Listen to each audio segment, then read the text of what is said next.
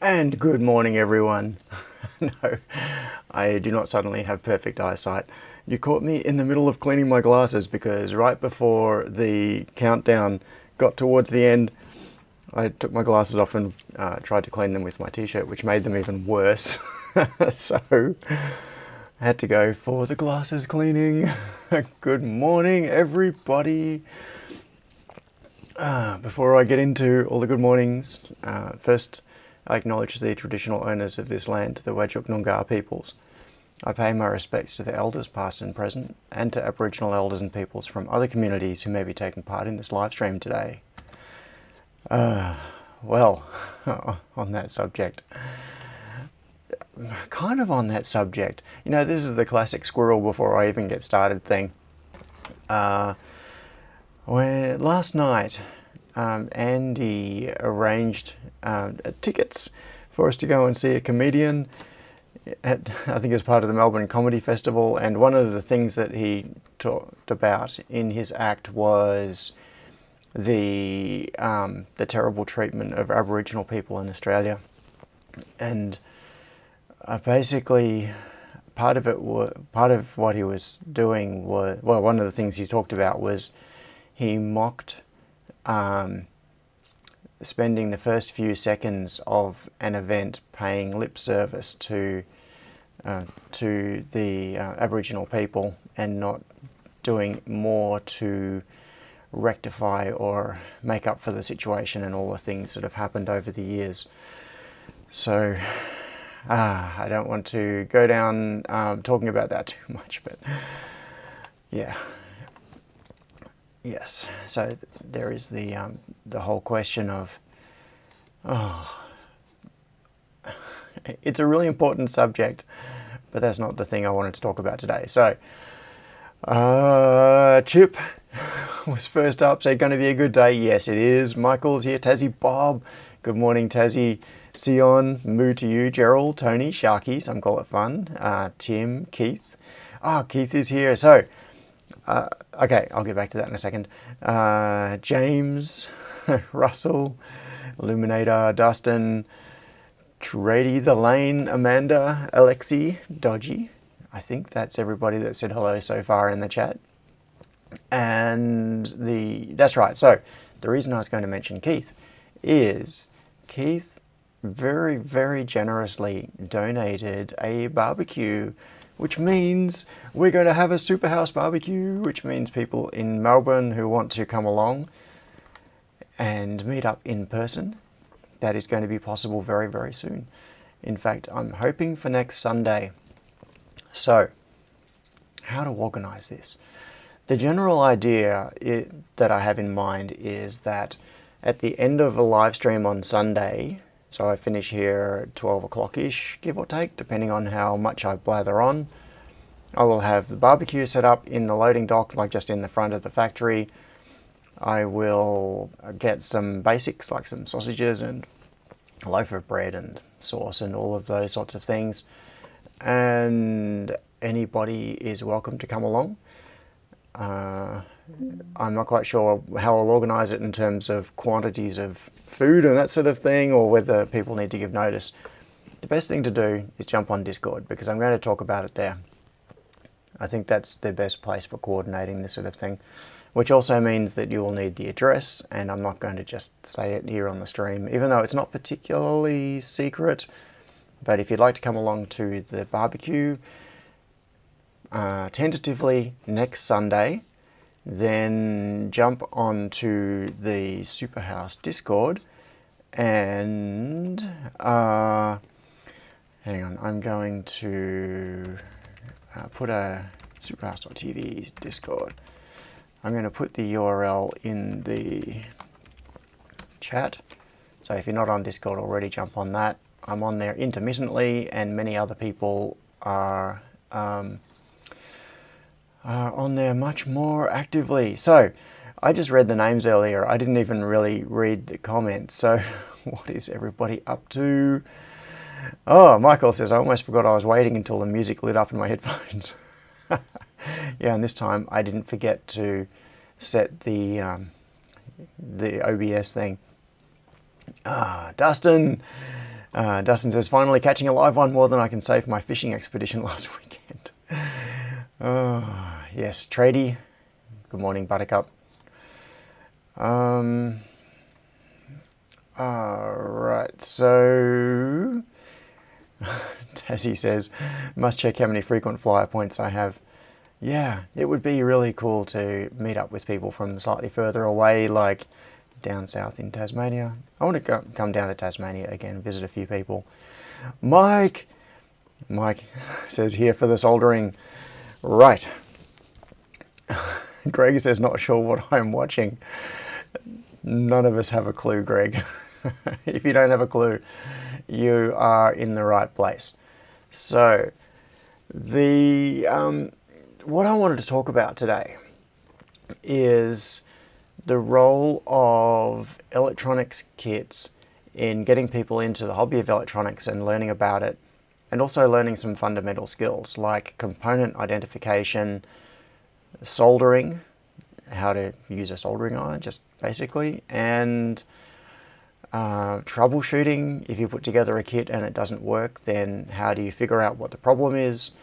And what else? Lots of things. Michael says clues are optional. Yes.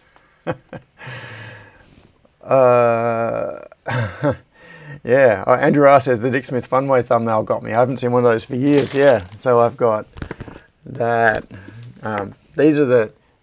I'll get into these in a second. These are both the same thing, even though they look totally different. These are the same thing. And there's that. So, yes, we will get to that. Greg, is soldering like soldering in the USA? Yes.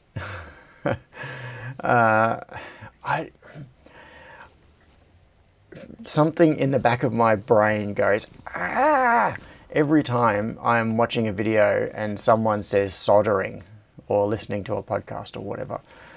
There is an L in that word, people. Solder.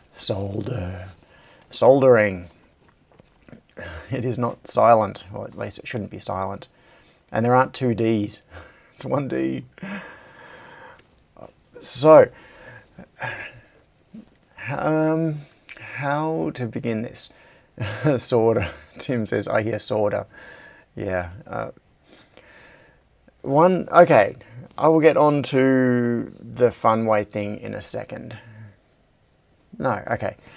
One thing I would really appreciate is if someone can find a copy of Funway Volume 3. I used to have one. I've got no idea what happened to it. I got it basically when it came out, like when I was I don't know what year it came out. I would have been a teenager, I think. And I got it when it was new and had it for many years, and I went looking for it some years ago, couldn't find it anywhere. I don't know what's happened to it. So I've ended up buying things like, I've repurchased, well, this one I think is my original Funway Volume 2, maybe? Is this the one? No, this may not be my original one. I don't know. And this, I think, no, this is not my original Funway 1. I had one around that era, and I got this one, like one of these I think I bought on eBay. One of them I got from a trash and treasure sort of place. And I've been looking for Volume 3 for a long time to replace the one that I lost. So, okay. Let's...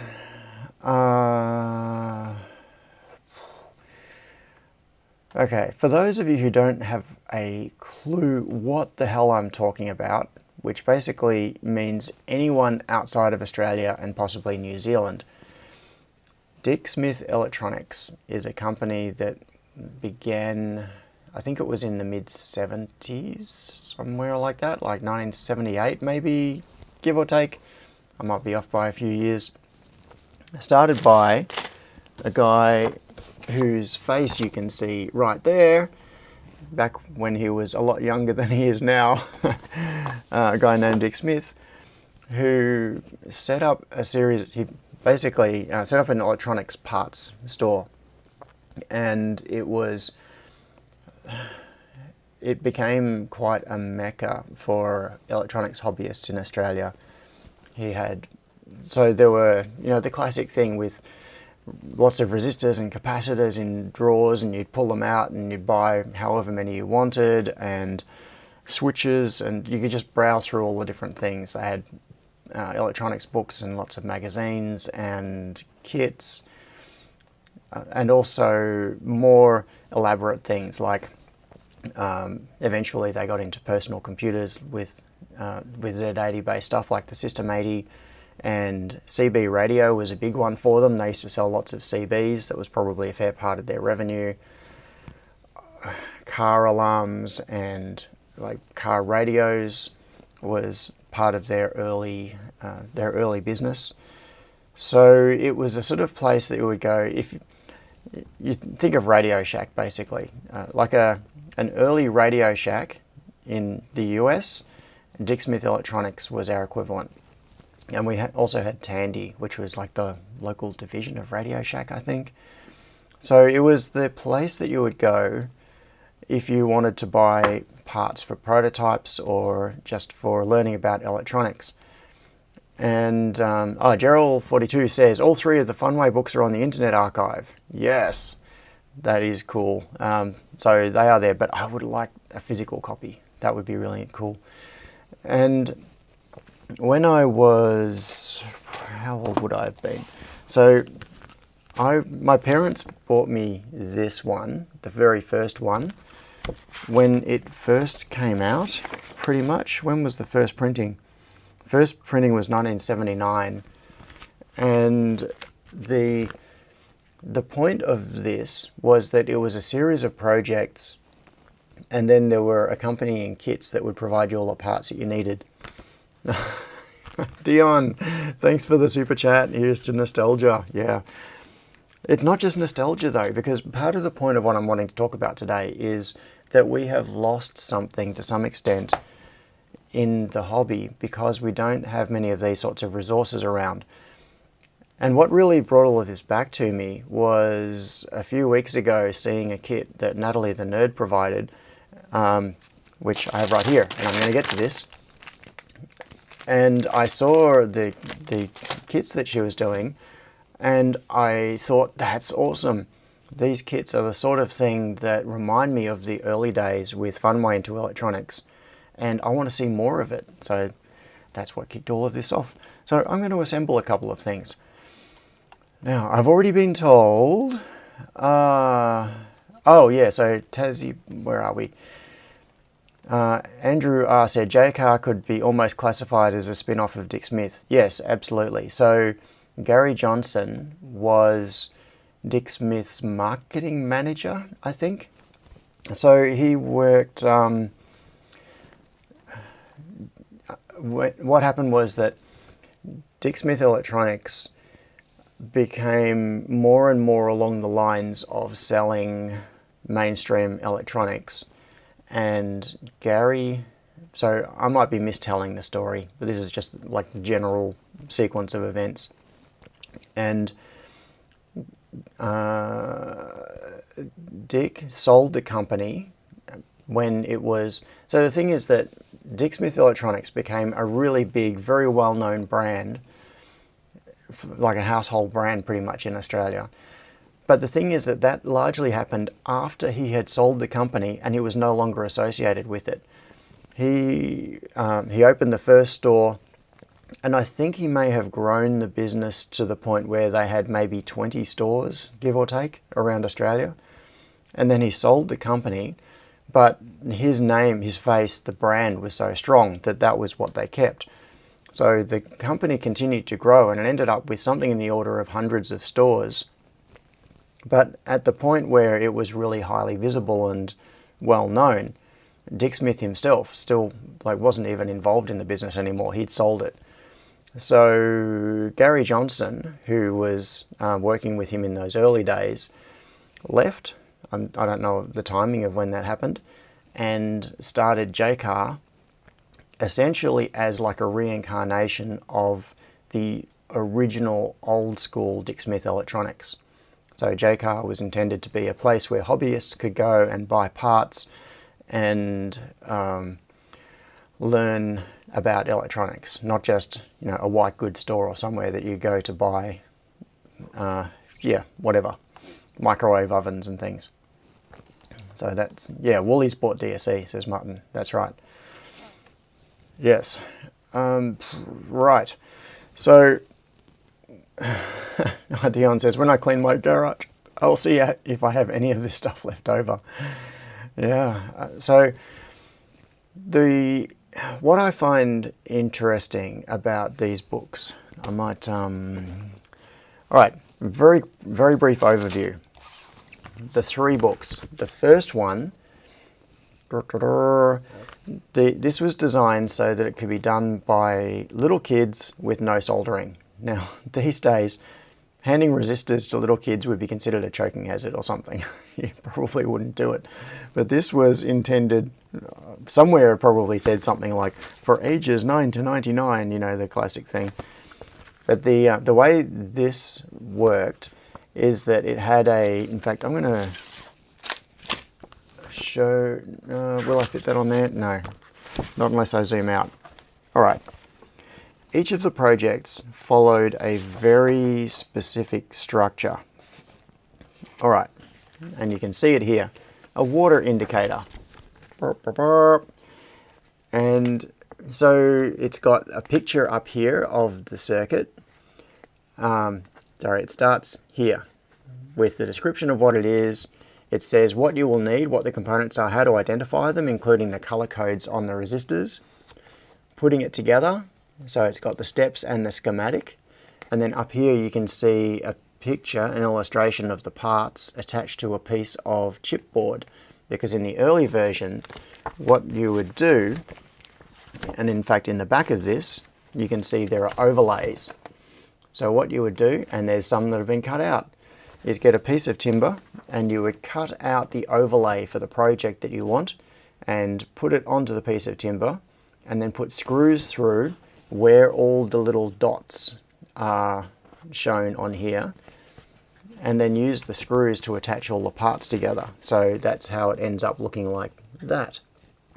And this could be done by kids without using a soldering iron, no burning yourself and that sort of thing.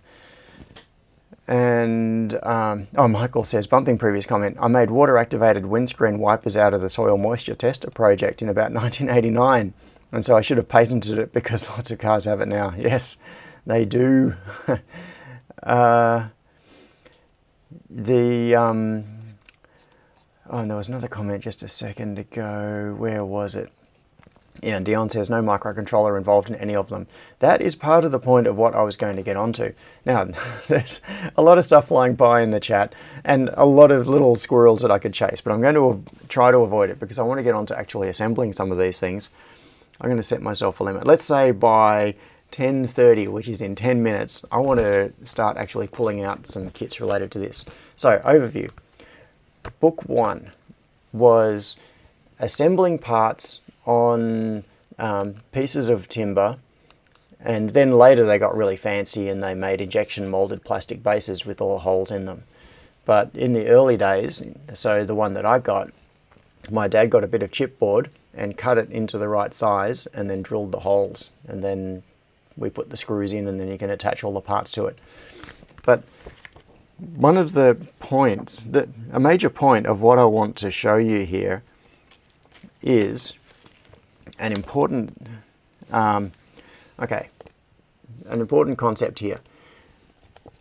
What it is a thing that does something. So, you know, you can debate whether it's useful as a light dark indicator, being a burglar alarm, so you can call the police and, you know, that sort of thing to tell whether someone's got into your safe. I mean, that's just sort of playing it up to make it seem like this thing has a purpose, but it kind of has a purpose, a light dark indicator. you can imagine using a light sensor for all sorts of things. And this is a circuit using a light-dependent resistor that turns on an LED when I can't remember which way around it is. I can't even see this at the moment. I'm holding this up. So it's a thing that detects whether it's light or dark, and it turns an LED on or off, whichever way around it is. Like you can see, property of the science department of St. Leo's College. So that's where it came from. So the thing is that this regular structure shows something that has an outcome. It's a thing that has some use that you can build. And what you can do is simply follow the instructions and build it, and you will get the thing. But what it is also doing are two very critical things. There is this how it works section, which is an explanation of what is going on in the circuit. And that means that you can not just follow the instructions and build a thing, but you can understand it. And I think that is, there are lots and lots of kits around these days, but I think a lot of them are missing that whole how it works part of it. So you might build it, but then you don't necessarily come away with extra knowledge. And what this is really doing is teaching people electronics fundamentals by stealth. It's taking an application and using that to embody some particular principle. Like in this case, it's showing the use of a light-dependent resistor, which is operating. I'm trying to see what I'm doing in the monitor up here. So everything's backwards. So we've got the LDR here. So what this is showing is the bias on the base of the transistor, which is then allowing current to flow through the LED. And so by building this, and it's only got a few parts in it, it teaches you things like how the light-dependent resistor works, how the transistor is turned on and off, and useful things like that that might be building blocks that you can build on later when it comes time to working on your own circuits. The other thing, and I think this is one of the really interesting parts, look at the correlation between the schematic and the physical thing. The physical thing is a representation of the schematic.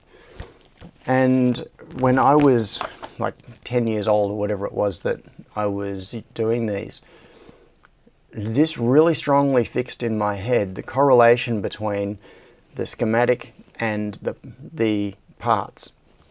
And I think a lot of people don't really have that strong link. There is this, basically, the schematic these days, well, always, is treated as an abstract representation of the functional building blocks of the circuit. So the symbols represent the logical functions of the different parts. They're all linked together by nets where the signals flow, and then there is a physical representation of the circuit. But if you hold up the schematic and the physical design of a board, they usually have no correlation to each other. Well, they will have some correlation because parts will be grouped together on the board. For example, if you've got a power supply section of a circuit, then all the things associated with the power supply are grouped together on the schematic, and they're going to be naturally grouped together on the PCB.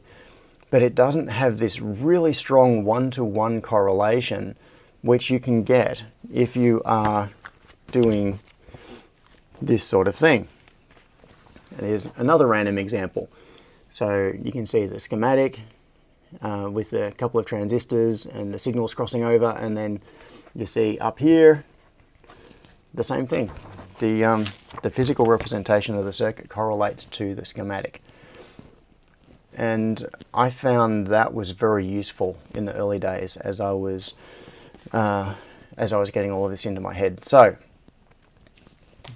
how long have I got? I've got 4 minutes before I got to start soldering something. All right, so Funway Volume 1 was a series of, was it 20? I think 20 projects.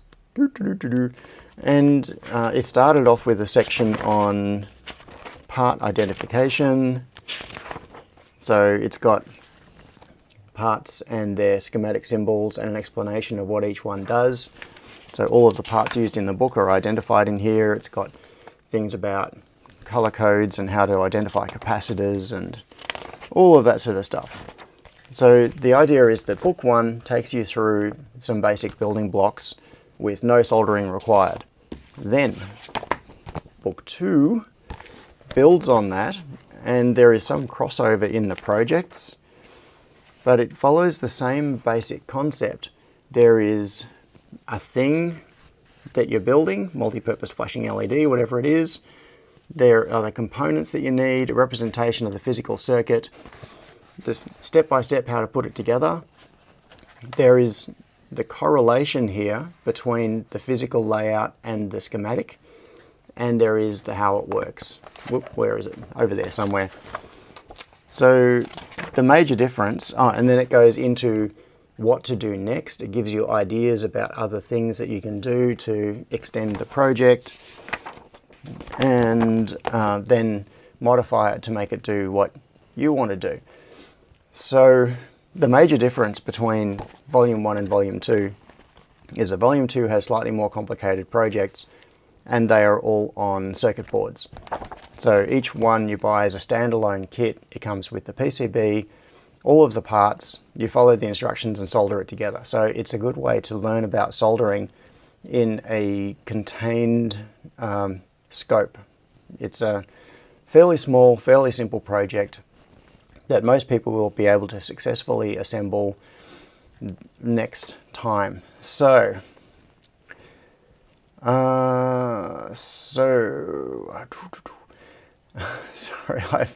I have totally missed all of the chat. So if there's anything important that anybody has said, I'm sorry. How much have I got? 2 minutes. Okay. So then the third book, which I do not have here, was an extension again beyond Volume 2. So Funway into Electronics Volume 2 was circuit soldered onto PCBs. Volume 3 was primarily oriented around IC-based circuits. So Volume 2, it used a 555 in a couple of projects, but that was as complicated as it got. Most of it was discrete electronic parts. And I think that is a really important thing as well, because it teaches how some of those really basic circuit fundamentals work. And then Volume 3 introduced, I can't remember specifically what the projects were, but basic parts like a CD4093 and some fundamental IC building blocks like that would be used in different ways to build slightly more advanced circuits. So Funway Volume 3 was more IC related projects. And of course this is in the days before microcontrollers, so it's not as if they could go up to, okay, now we're going to do microcontroller things with firmware on them and all of that sort of stuff, where a lot of the functionality is magic that happens inside the microcontroller controlled by firmware. Everything, all of the logic was in hardware. So it really comes down to that classic thing that people say of, my favorite programming language is solder. No, not solder, solder. Ah, yeah. Oh, Ricky says, the multi-purpose flashing LED was literally my first kit that I soldered together. Yeah. Cool. Now, this is how to find an alternative during a chip shortage, 2022 edition. Yeah. So, where is that? Is that in the right spot? There. Okay, so Natalie the Nerd has put out this little kit, and that's what started off this whole thing that I'm talking about today. And I want to assemble this. But first, since we're on the Funway kick, I'm going to show you something that I did years ago. Where did I put it? Where did I put the box? How could I have gone from right? I had it all here. Oh, there it is. It's just under the bench. So this is a project from a few years ago to revive Fun Way into Electronics. Oh, look, I'll show you this. This is the way they came back. Now, my camera is really zoomed in right now because I'm going to show you some close-up stuff in a minute. But this is the sort of thing you used to be able to get. So, Fun Way into Electronics Volume 2. This is an original unopened kit from approximately 1753. And you can see it's got all the parts in it. It's got the circuit board in there, which is single-sided, you know, no ground plane. It's and look at how organic that is. So as far as I know, from all of these PCBs were designed by hand by drawing on would have been drawing on acetate or something to create the original artwork for it. So they were probably done with pens, like a marker pen on acetate. And so you can see that it's got all of these, you know, curved tracks and things, because when you're working by hand and you're drawing tracks and you want to make this track go around here, you get your pen and you just go, ooh, I'll just make it go up around there. And this one, I'll put it up around there. So you end up with all of these really cool curves. So that was, that strange sort of organic nature of it is part of the interesting thing as well.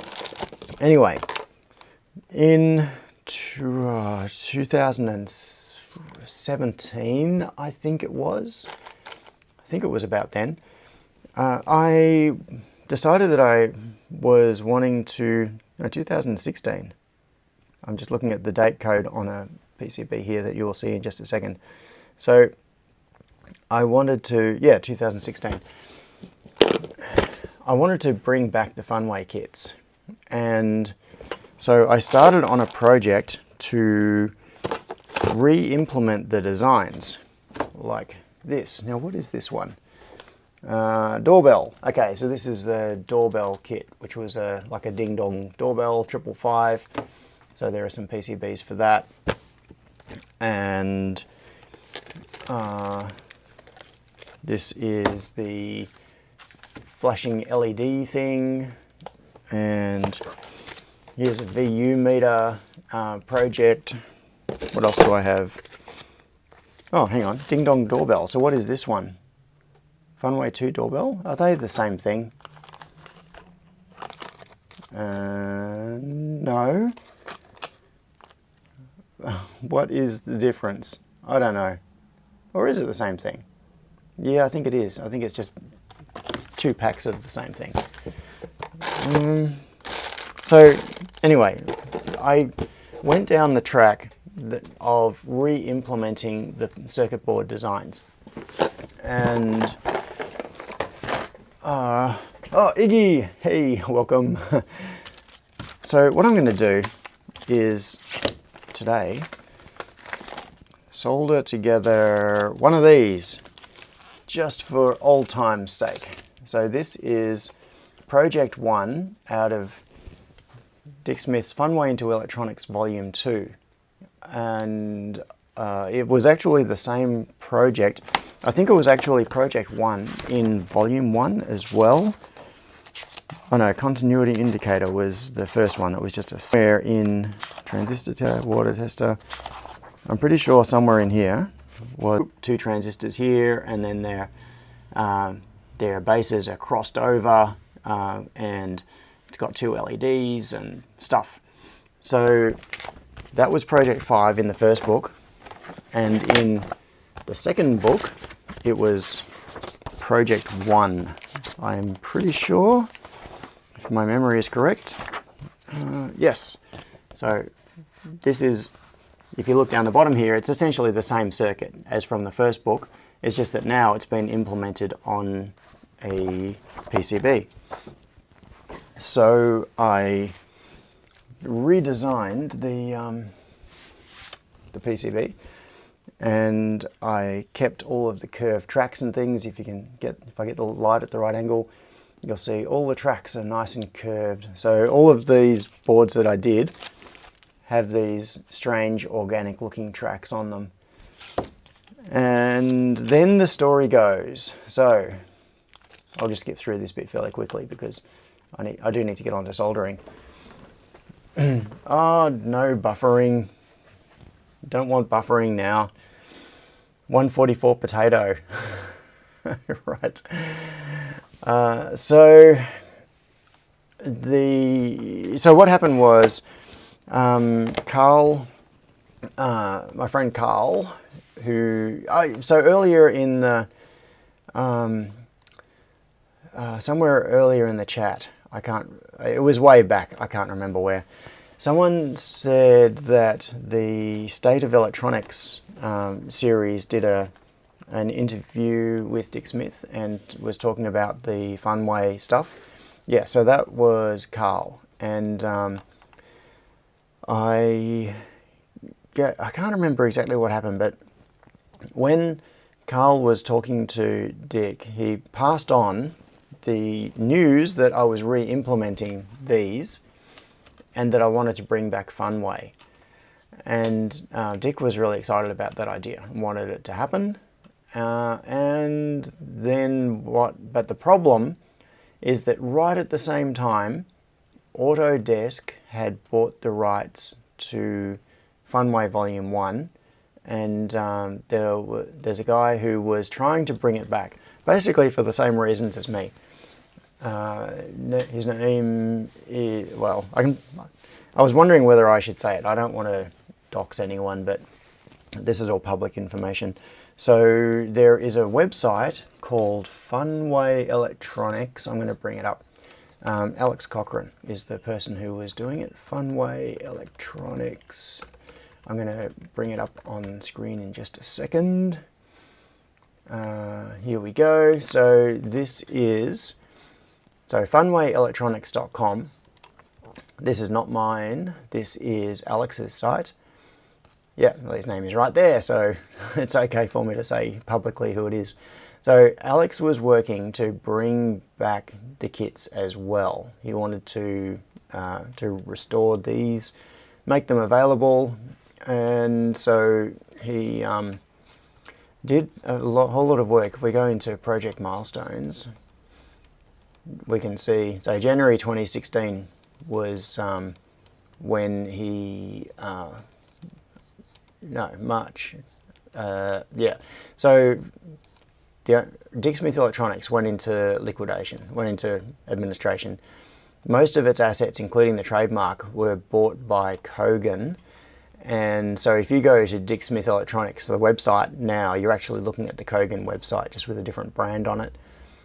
But Kogan didn't buy the rights to Funway into electronics. Turns out that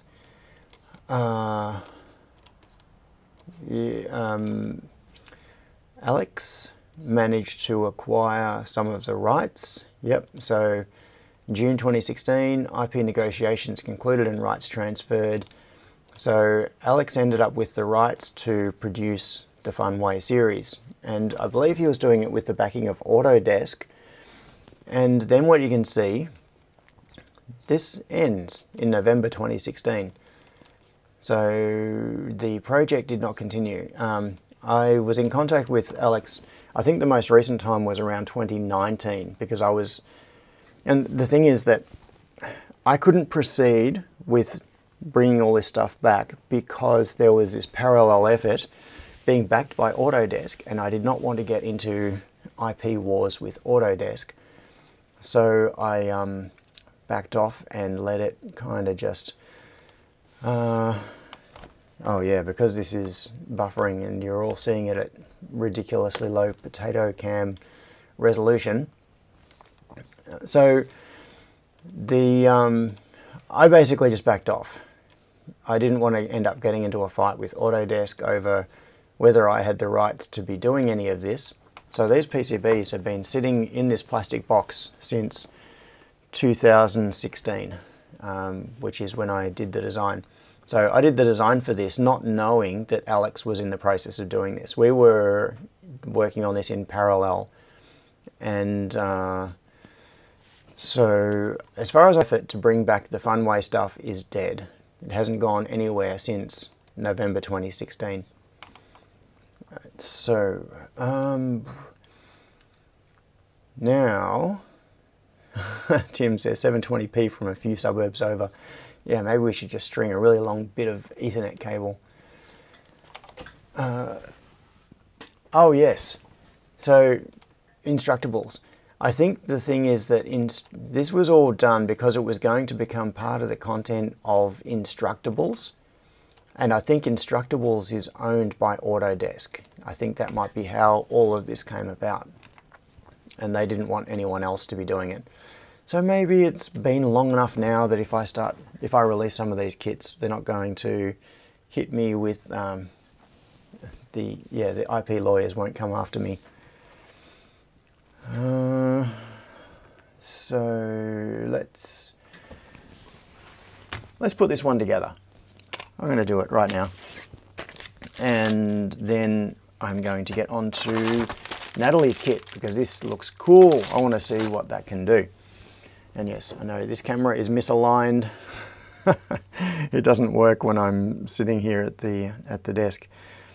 Now, what parts do we need? All right. I need some resistors, and this is all through-hole stuff, obviously. It's all old school. Couple of transistors, couple of LEDs, couple of caps. So, I so rarely do through-hole stuff that I have to go hunting for it. I'm going to pull down. I've got this. I've got a. Where is it? A box of bags of resistors because it's smaller than having a drawer, and if I only look at this once every few years, there's no point having dedicated drawers. So what do I need? Parts values, I need a couple of 330 ohm resistors. Where am I going to get those? Haha, 330 ohms are empty, so I'm going to use 300s instead. 300 ohm resistors. That will do. And I also, so just before the live stream, I grabbed out a couple of things. So I already have, what do I have? Let's make some space and get this organized. All right, 330 ohm resistors. I have a couple of electrolytic capacitors. I've got a couple of LEDs. I've got some transistors, chuck them down there. Now I need a couple more resistors. What values do I need? 47K, a couple of 47K resistors. All right. 47K, that seems like a very high value. Oh no, that's all right. That's for the timing part of the circuit. 47. Where is 47K? 68, 47K. Are we still on potato cam with not enough data coming through, or has it started to improve? So 47K. I'm going to pull these out, and I was warned last night that my soldering technique was going to be very critically scrutinized, so I'd better do it right. I don't know that I'm capable of doing it right, so I'm just going to do it the way I do it, and then let all the criticism happen. But one of the points was that old parts often have corrosion on their legs, so let's have a quick look. These through-hole resistors I've just pulled out of this bag. They've been sitting in here for years, and let's see what they're like. You can see there is a let's get some extreme zoomage happening. Bring this down. Yeah, you can see there's a little bit of corrosion on the leg of the resistor there. Now, these transistors are probably worse because they have been sitting in that bit of paper tape for years and years, and you can see that they are no longer shiny. They are in kind of average shape. Let's see if I can improve the focus on the camera. There we go. So they're not in great shape. I'm going to just try cleaning that and see if I can improve it. What I have here is some lint-free paper towel, some isopropyl alcohol, and I'm just going to try cleaning the legs of that transistor and see if we can improve it a little bit, just to make sure that the solder sticks effectively. Did that make any difference? Yeah, it did. That's cleaned it off. Just for comparison, I'm going to chuck the other transistor under there. So you can see the one on the top is the one that I've cleaned. The one on the bottom, come on. The one on the bottom is the one that I have not cleaned. Oh, the focus on that camera is terrible. That's a little bit better. And you can see the legs on the top one now are kind of shiny, and the legs on the bottom one are not so much. So I'm going to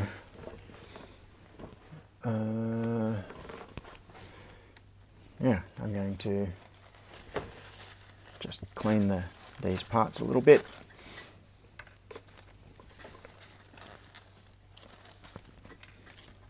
This shouldn't be necessary, but when stuff is stored for years and years in unhygienic conditions,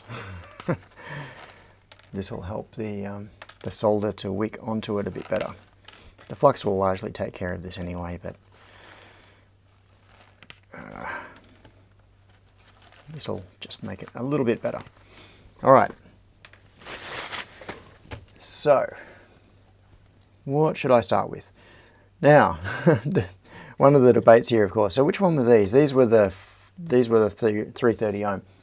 One of the debates, of course, is do you trim? What size? This is a 3D printed lead folder. What size? That one? I think it's that one. Hang on. Which one? That one or that one? I think it's that one. So one of the debates is, do you solder the leads and then cut them, or do you cut the leads and then solder them? And the common way to do this is you put the parts in, pull it, just bend it out at a bit of an angle like that, and that holds it in place, and then you solder it and then you cut the lead off. But I think if you're being really pedantic about it, you're meant to pre-cut the lead, because cutting the lead once it's been soldered can stress the solder joint, and if you cut through the solder, that's considered to be a really bad thing for people who are doing like super high reliability assembly. And if you are if you are NASA or someone like that, and you want to make sure that everything is going to be 100% hunky-dory with a 0% failure rate, then there are certain standards that you follow. But I am being lazy and expeditious and just doing it this way. So I think I may be wrong about this, but I think the way you are supposed to do this, if you are soldering to proper standards, is to have the parts in the board like that, and then cut the lead at a slight angle so that the part is still protruding through. The lead is still protruding through by a small amount, and then you solder that. Hang on, let me get some solder here. What soldering iron tip should I use? It's got, I've got a kind of weird tip in the iron at the moment. It's this bent one, because I was I was reworking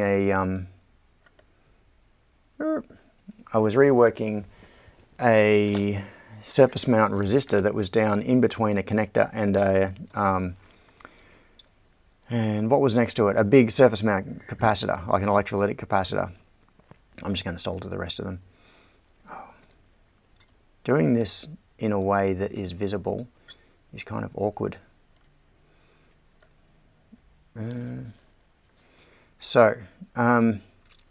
Yeah, I was trying to reach down into a gap, and it was quite awkward. So I put this weird, I'll put it over the blue, there you can see it. It's a narrow, very small tip with a bend in it, and I just haven't taken it out of the iron yet. I probably should. In fact, I'm going to. My preference generally for normal soldering is to use a K-tip. So I'm going to drop that one out,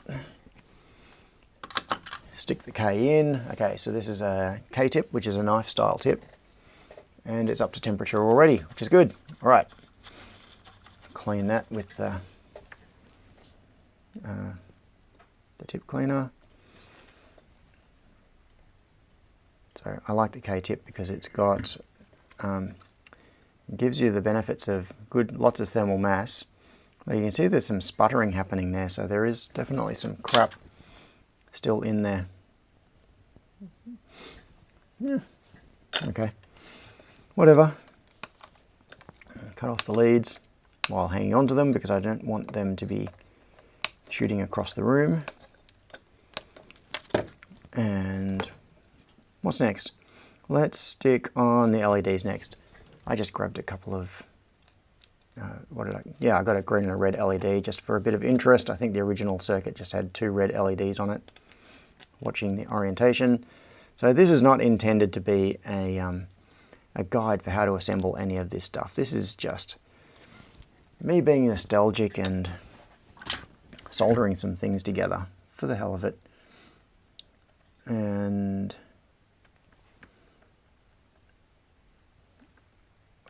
why did I stop talking? I don't know. Maybe because it's really hard to talk continuously.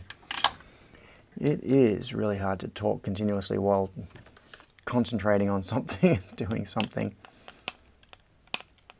All right, in a minute I'm going to check the I'm going to reflow that one because I didn't get it to sit down nicely on the board. That's better. So I'm going to shortly check the chat and see everybody shouting at me for my soldering technique. Get that in, come on. Sit down there. Yes, I know I'm mechanically stressing the legs of the transistors.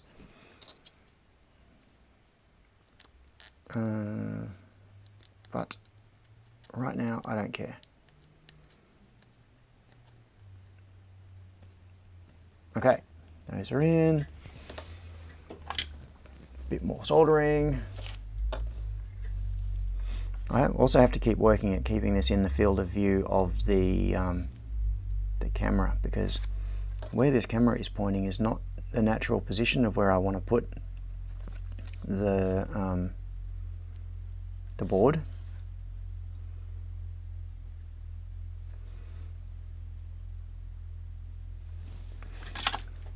So, be interesting to see if we actually get a flashing LED or 2 flashing LEDs at the end of this process. We're getting there. Only a couple of parts to go. Now this is meant to be a 10 microfarad excuse me, and a 2.2 microfarad cap, but I didn't have any 2.2 microfarad electrodes, so I've just got a couple of 10s, which means that the flash rate is going to be even. The idea with the original circuit was that there were 2 different values of capacitor so that the flash would be biased in one direction, and if you put in the same value it just ends up symmetrical. So it's just going to be a simple blinker.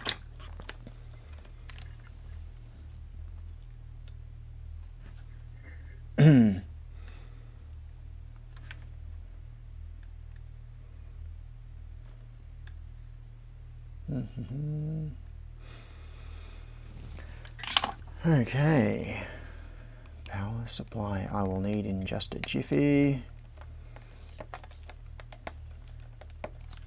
Something I would have only dreamed of. In fact, I wouldn't have even known it existed when I first did this back when I was like 12 or something, is a lab power supply. So that is assembled. Now, next thing is I'm going to grab a lead. Where is an appropriate lead? I need a lead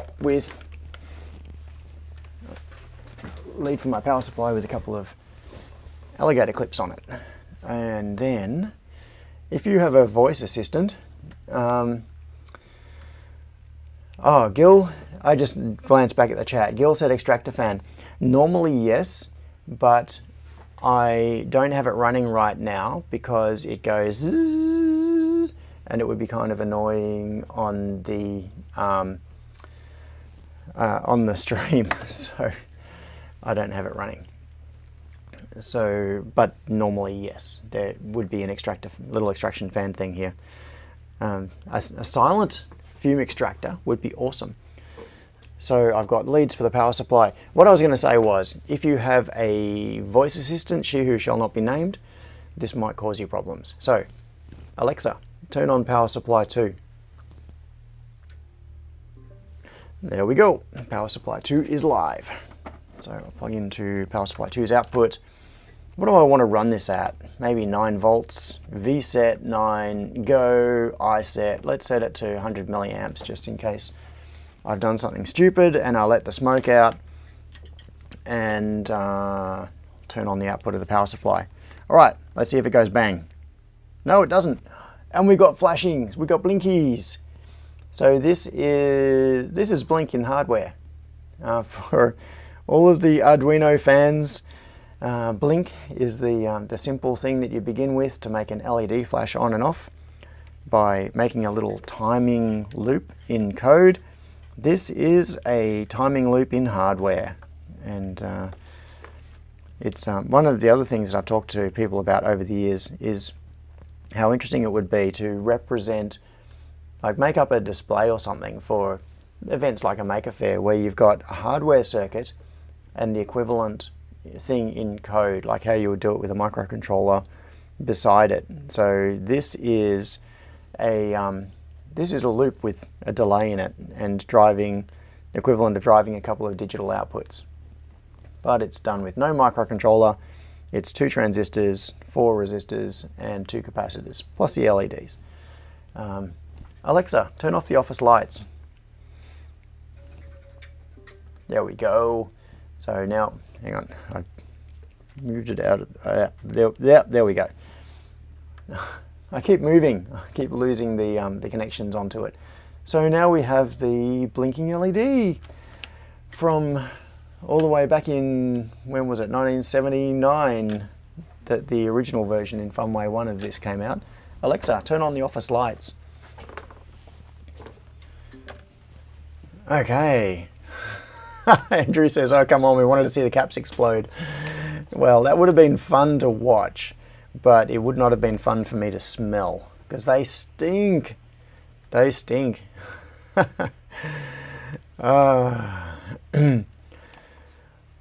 Oh, James says, this circuit was my intro to transistors. Yes, it was my intro to transistors too. It was many people's intro to transistors. What have I missed in the chat? What I want to find is, where is all of the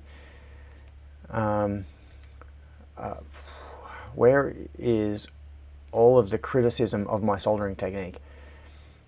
Kaboom, what temper? Oh, Keith asked, what temper are you using approx? This is leaded solder. I really should have gloves on, shouldn't I? But I didn't. What is my iron set to? It is set to, I think, 370 degrees. Yes, it is set to 370 degrees at the moment.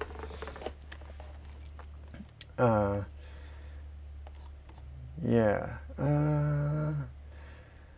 Right. So, okay. Sorry, I mentally stalled there because I was just scrolling back through chat. Oh, Scott says, a long flexible duct with a low-speed PC fan at the far end makes it nice and quiet. Yeah, that's a good way of doing it. I need to set up something like that. I actually started setting up... Oh, this is a squirrel I could chase. Let's not chase that squirrel right now.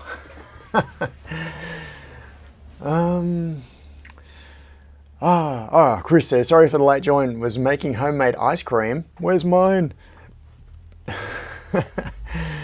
All right, what's next? What's the time? All right, it's 11. I'm halfway through and I've only done one thing. I do not want to get through all of this without assembling Natalie's kit, because this is really interesting. The other thing that I've got is a kit version of an Arduino. And so the kitten, this is probably a 10-year-old bag of parts here, so it's not going to be in great shape, but we might get to that, we might not. That was a kit that I did a long time ago, and it was partly to fill the need, like to bridge that gap with,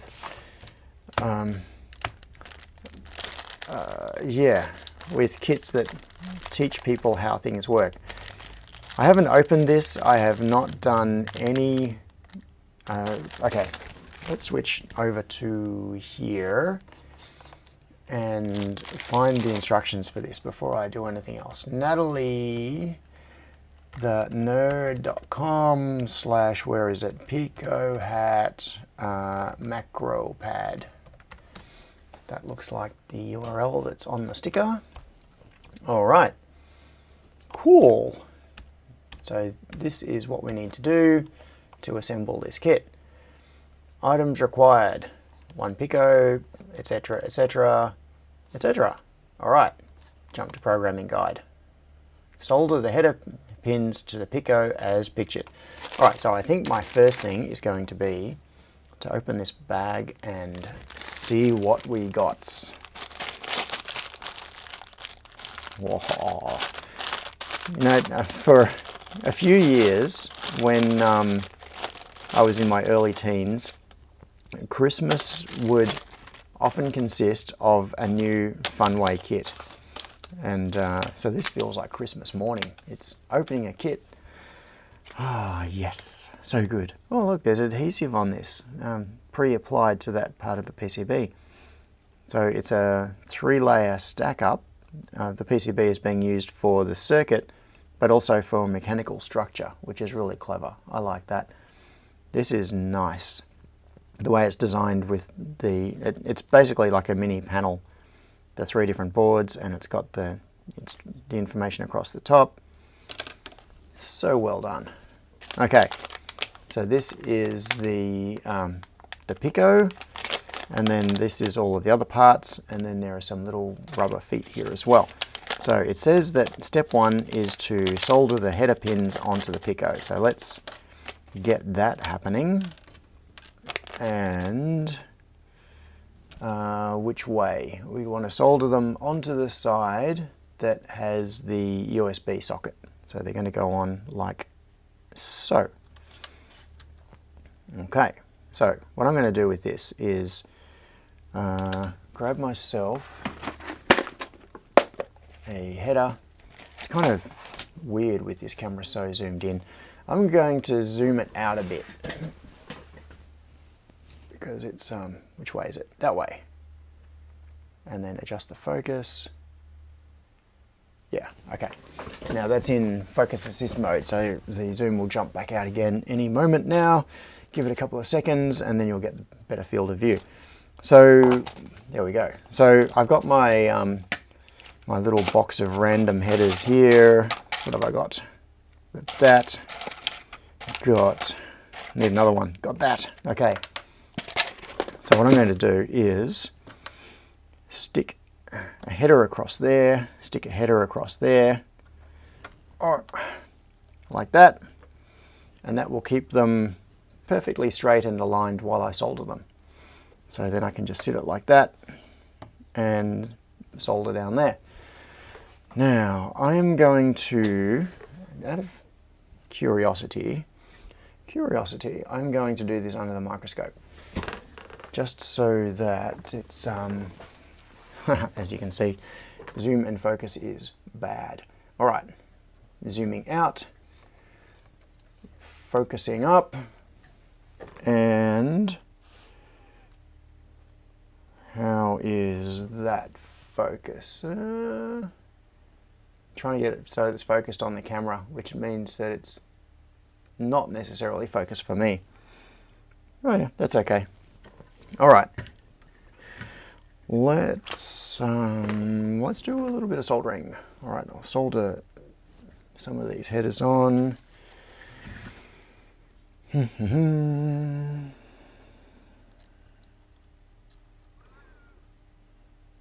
come on.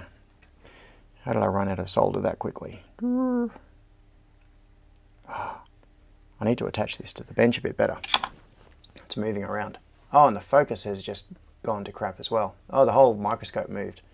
There we go. That's better. I'll try tightening the microscope focus. All right. I'm just going to attach this in place a little more firmly. There we go. Okay. Back to drag soldering. So, and down, down, down. I think this runs out of field of view on the camera way before it runs out of field of view in the eyepiece. So that's one side of the connector done, and should be about there. All right. Time to solder the other side. It's moving around a bit on the bench, but it's okay. And I don't know if you could hear that, but someone just up behind me was testing the rev limiter. Well, not exactly. They're screwing around with cars and they hit the rev limiter all the time. All right, so now we have the board with the pins on it. It seems strange having the pins on that side, but that's the way the instructions show it.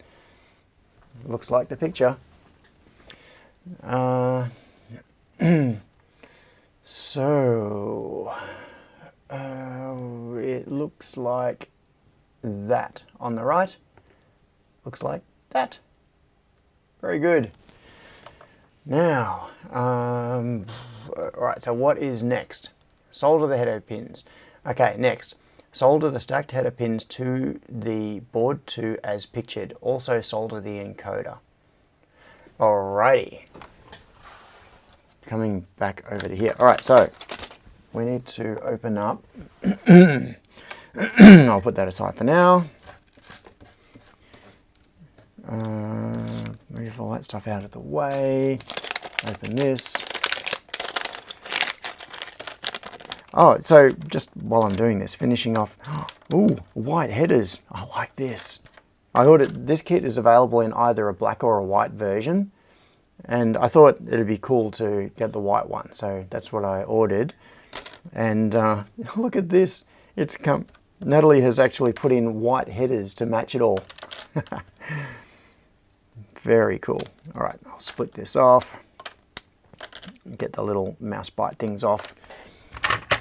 Oh, no, not those wires. Those are gross ones. I'll get nicer ones.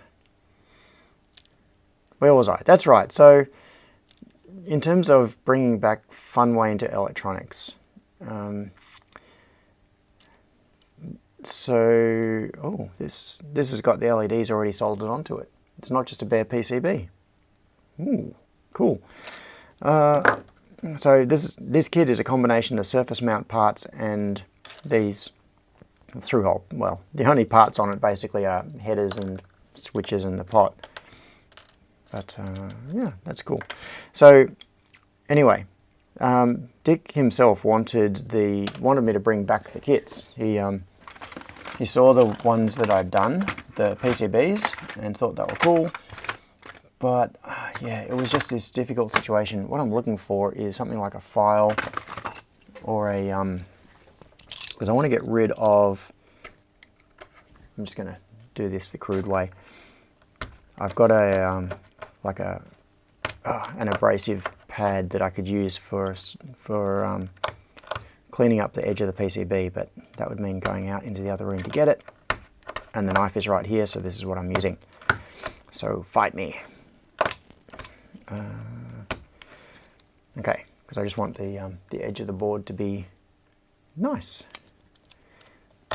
It's got the little mouse bite residue there. And I want it to be smooth. Right, so I want to bring the kits back. Dick wants me to bring the kits back.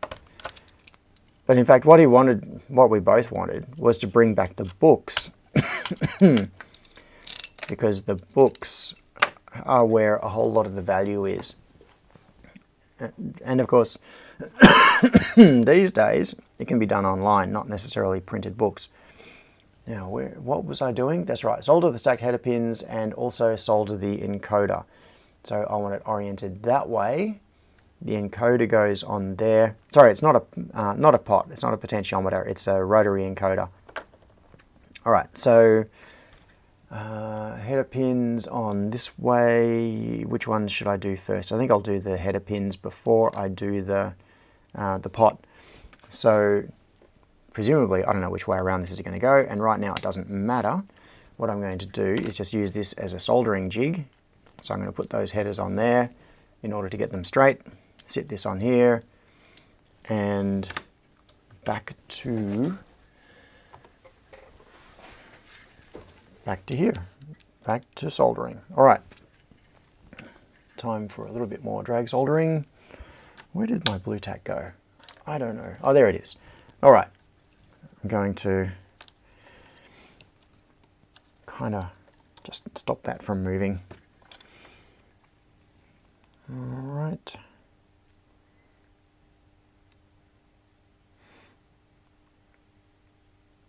Come on. What was I saying? Oh yeah, so Dick Smith's Funway. I actually got to the point of having a publisher lined up. So a publisher that I've worked with previously was interested in bringing back the Funway books, but then of course if there's any intellectual property dispute over it, that makes them run. I should have just been checking. Am I putting these on the right side? Yes, I am. I'm talking and not thinking, and I just had a sudden thought that perhaps I was putting the headers on the wrong side of the PCB, but no, it's the correct side. So so 7 years ago, or whenever it was, the opportunity was right there to republish the Funway books with a new publisher, like a US-based publisher, and bring back all the kits. But it was not to be because of the potential intellectual property conflict with Autodesk, and I did not feel like going up against Autodesk's lawyers. It would not have been a good thing. However, they have not done anything with it. So, so perhaps there is an opportunity. All right, so if we put this on, the next thing is the rotary encoder goes on. It's got 3 pins on one side, 2 on the other, plus the mounting pins. So I'll clip that into place. Oh, it's not quite straight.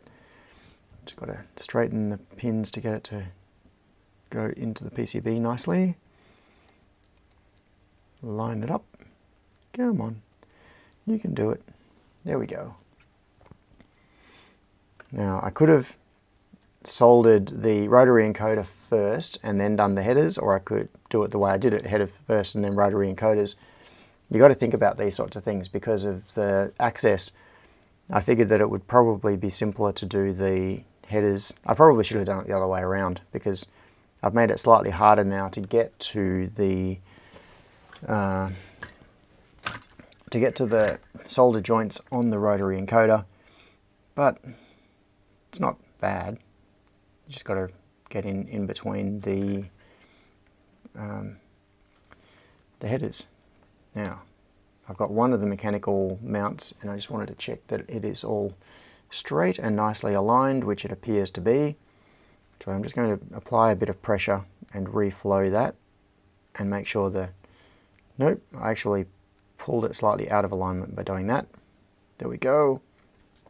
So the rotary encoder is now straight, so I'll do the other mechanical mount first. I prefer to do the mounting stakes, and you can see that I had the soldering iron on there for a long time.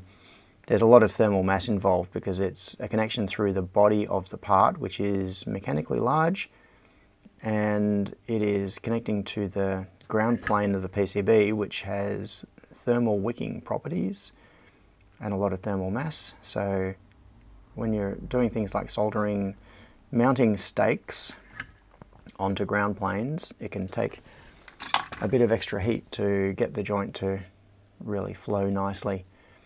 All right, so we now have the rotary encoder. Let's see if you can hear this. Yes, and it's a clicky encoder. So selection and click. All right, back to the instructions. What do we need to do next? Place board 1 on top of board 2 and put the switches in, aligning them to the through-hole pads in the board below, then solder the switch pins. Okie dokie. I'm just going to clean this up a little first. So this is, I guess this is board 1. It looks, do they have numbers on them? Don't know. Might say it on here. Don't know, doesn't matter. It's a thin edge on there. Just be a little bit careful of that. I don't want to damage that, so I'm going to turn it over this way.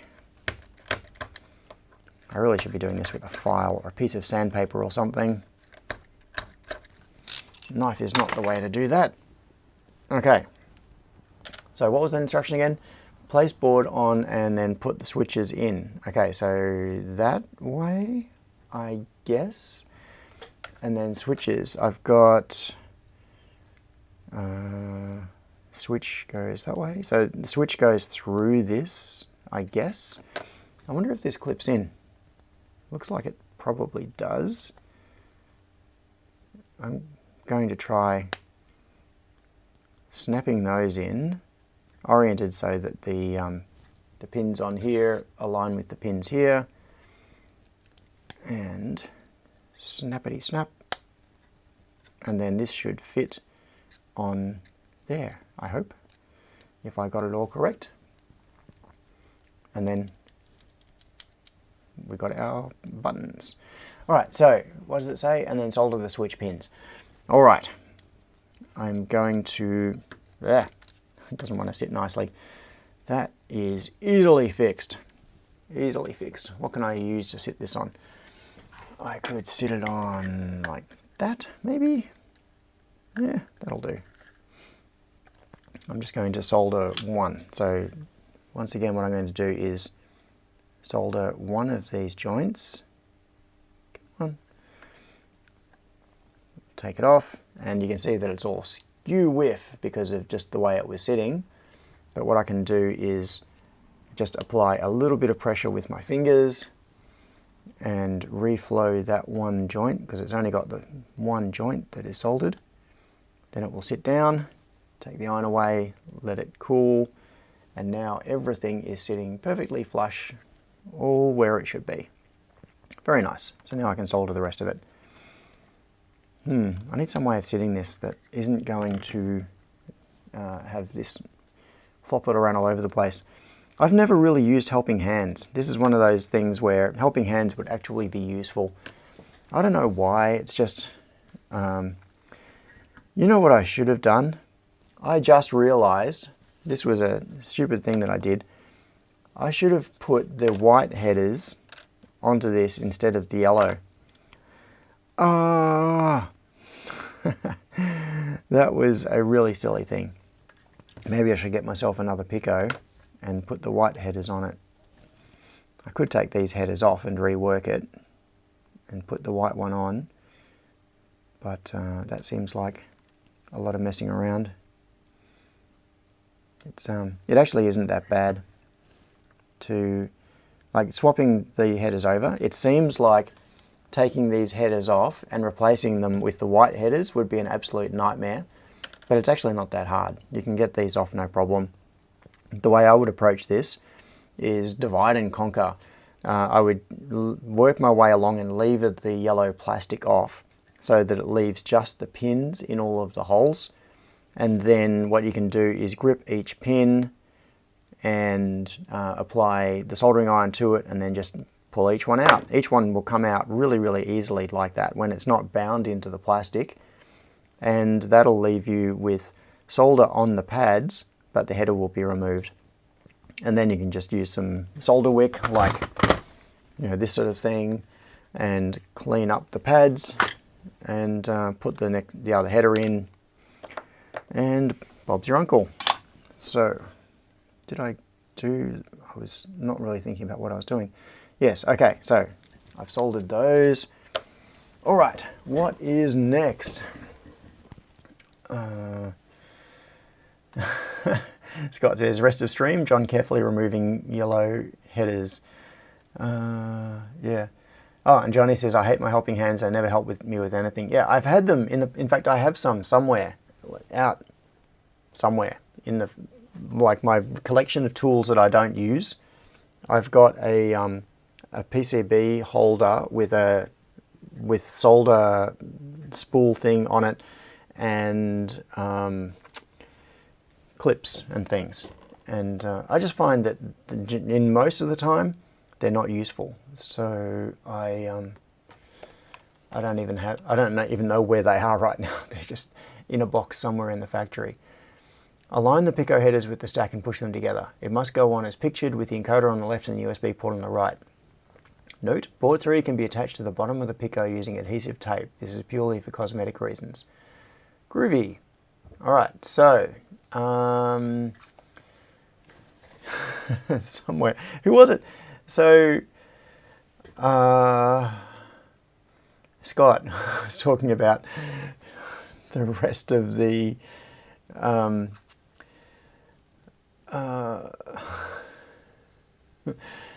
the rest of the stream is going to be me replacing the header. I'm actually kind of tempted to replace at least one of the headers now. Just to show you that it really isn't that bad. It looks bad doing that sort of thing, but I've replaced a lot of headers over the years and it's not that bad. Align the Pico headers with the stack. Alright, so we're back to this. We want to align the Pico headers with the stack in that direction, and that means in the picture it was USB port to the right and it was encoder to the left, and it goes on like that, and then joink there. Now I'm not actually going to glue it on, but I'm just going anyway. I am going to clean this up.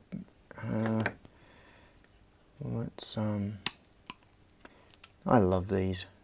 I bought these a few years ago, these Lindstrom, what are they? They're semi-flush cutters. Really nice.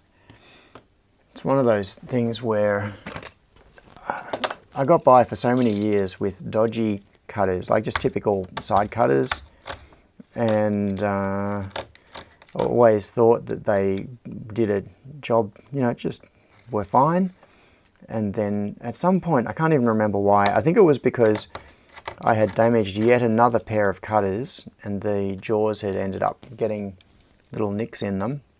I needed to buy a new pair, and instead of doing the usual thing of, oh, okay, another pair of cutters, go and buy like another $10 or $15 pair of cutters, I wanted to see what all the fuss was about and why people like the expensive ones.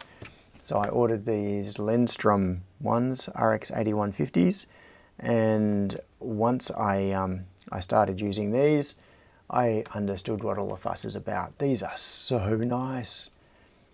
Yeah, the difference between a $15 pair of cutters and a $70 pair of cutters is night and day. They're so good. It's the way it is with a lot of tools. You don't really appreciate, I suppose, having spent so many years using average tools, and then when you use something that is really, really good, it's, yeah, you can tell the difference. I'm not going to stick this on yet because, seriously, I want to, I don't know, That yellow strip is kind of cool. I don't know if I want to replace that with white or not. I am tempted to replace it just because that's the way it should be. It should be a white header there, not a yellow header. But in any case, until I decide that for sure, I am not going to stick this base plate on. And there are these little feet that can go on the base plate as well. Where would they go? Somewhere. I don't know. Right. What is next for us? Oh, Scott says, I keep a couple of cheap ones and a good one at the bench. That way I'm not tempted to ruin the good ones. That's talking about cutters. Yes, so I have cheap cutters as well. I've got 3 sets of cutters right there on the bench, but I use the the nice Lindstrom ones for where it is appropriate. Michael says the yellow is a racing stripe. Alex says, do it, replace them. Oh, Tradie says, got a few vids on my channel about Marvel pliers. They are my go-to brand. Yeah,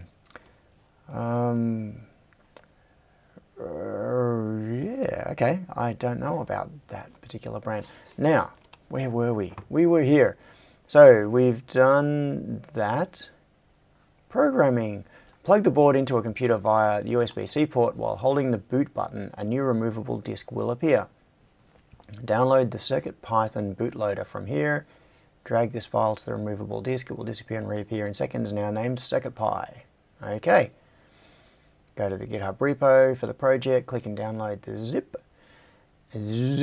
Extract the files and drag the contents of the folder to the removable disk. When asked to replace files, the default code turns the macro pad into a media controller.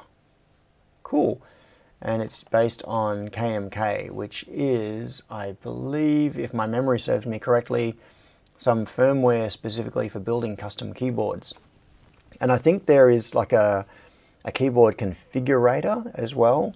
So what you can do is, it's like a GUI where you can say what your keyboard is and what keys you have and what events you want assigned to them, and it reconfigures the firmware for you. So I remember looking at that some years ago.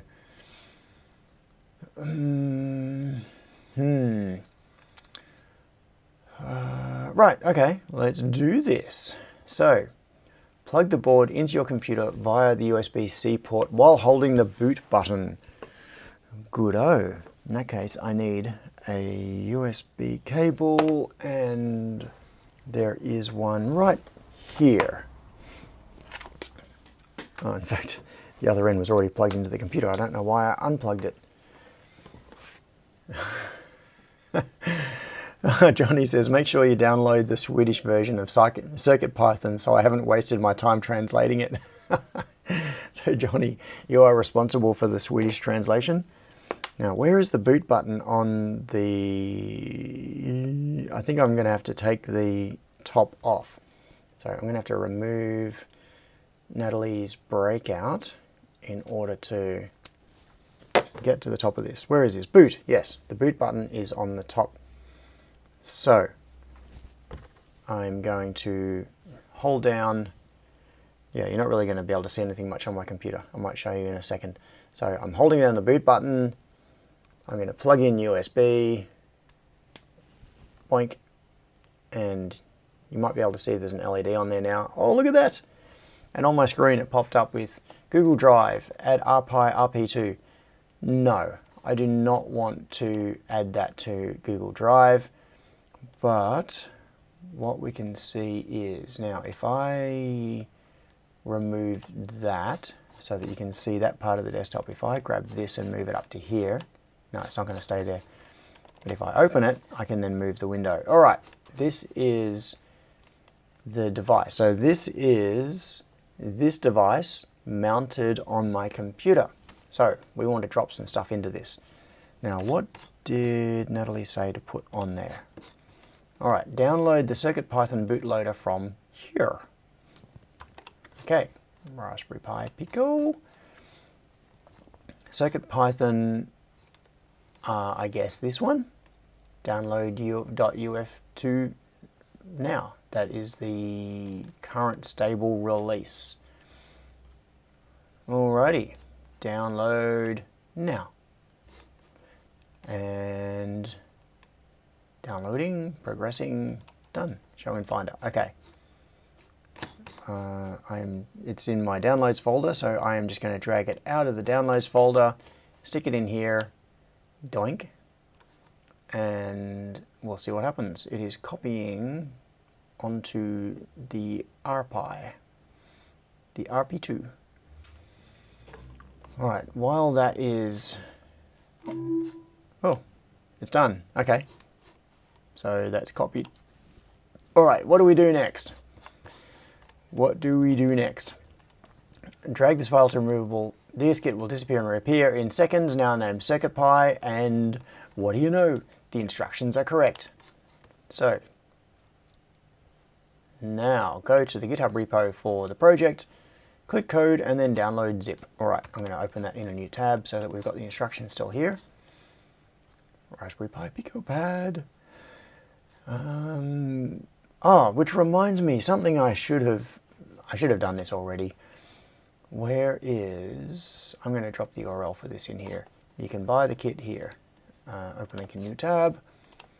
So this is where I got it from. Orders shipped out on Mondays. That is so civilized is the word I'm looking for.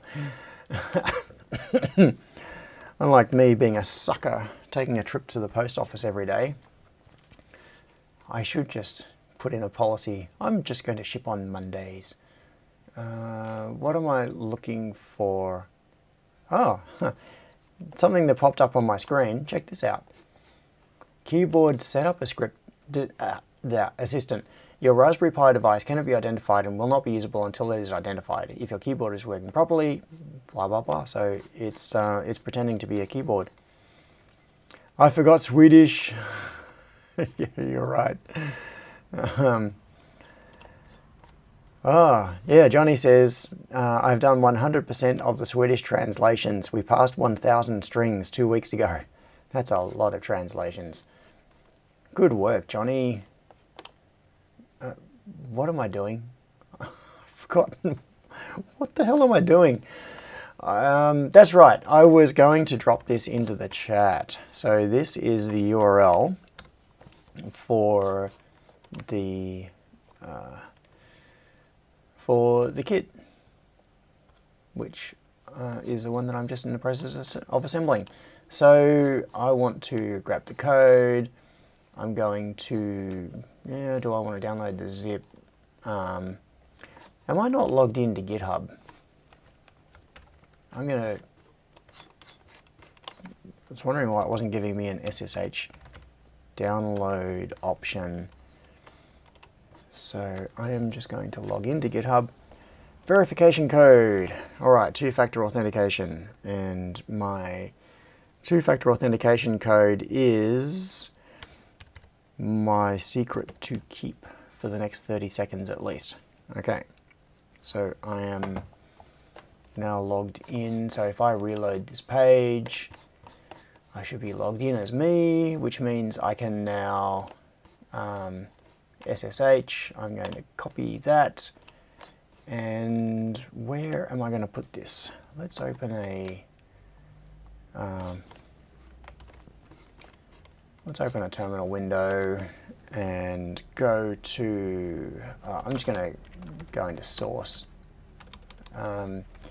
git clone. I know I'm not following Natalie's instructions here because the instructions say to download the zip. Oh, that's right. Oh, yes. As some of you may have seen, GitHub had to revoke their certificates recently. So I am just going to come down here and use vim.ssh known hosts. Yes. And it's line 5. It was the 5th thing I SSH'd to on this machine. So now, yeah. Normally when you see a warning like that, it's really bad news, and it means that someone is pretending to be a host. But just recently, yeah, just recently they did have to revoke their keys because they got leaked. So they ended up being included in a commit in a repo or something. I can't remember the details. We're up to loose cables. Right. So I've got the code. Let's get back to the instructions. What is the next step? Get the code, download the zip, extract, and drag the contents of the folder to the removable disk. When asked, replace files with the new ones. Okie dokie. That seems like something that we can do. Alright, now this is, I'm going to put this up here. So this is the removable disk, which is currently mounted. And I'm going to open a new thing, source, and Pico hat. Okay. And it says,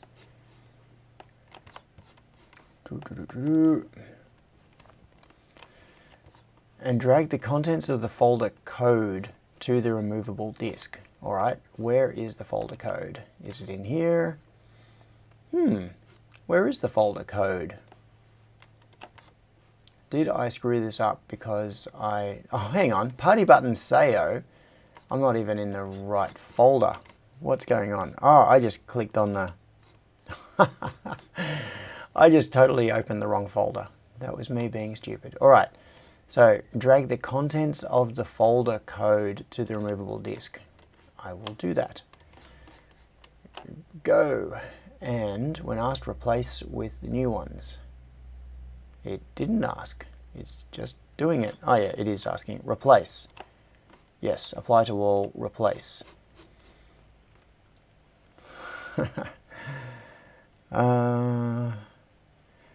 Oh, what's going... yes. I do not fear because cable tie is here. Thanks for coming along, cable tie. What I'm in the process of doing right now is copying CircuitPython code onto a little RPi, an RP2, so that we can make ourselves a kit. Well, we're assembling a kit. Alright, so that is done. Alright, Natalie, what do we do next? When asked to replace the files with the new ones, the default code turns a macro pad into a media controller. Okay. What do we have next? So my guess is I need to unmount this because what I'm going to do now is oh, cable doesn't, hang on, I can make that cable stretch. That cable can reach. Here we go. So at the moment we have the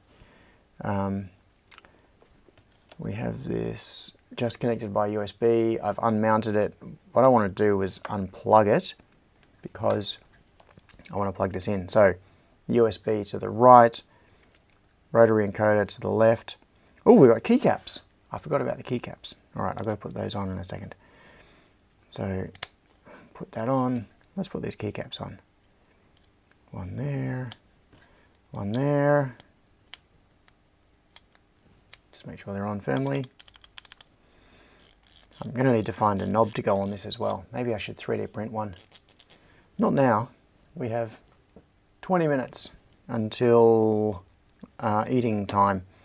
All right, so the USB thing is kind of on the wrong side, but I'll just drag this cable across a little bit more.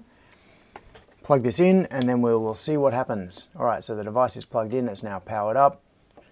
What is my computer going to do about it? Okay. Oh, look at this. The LEDs are visible under there. Glowy. Have I got this the right way up? Is it meant to be that way or that way? I think it's meant to be that way. Oh, look at this. The LEDs are slowly going through different colors.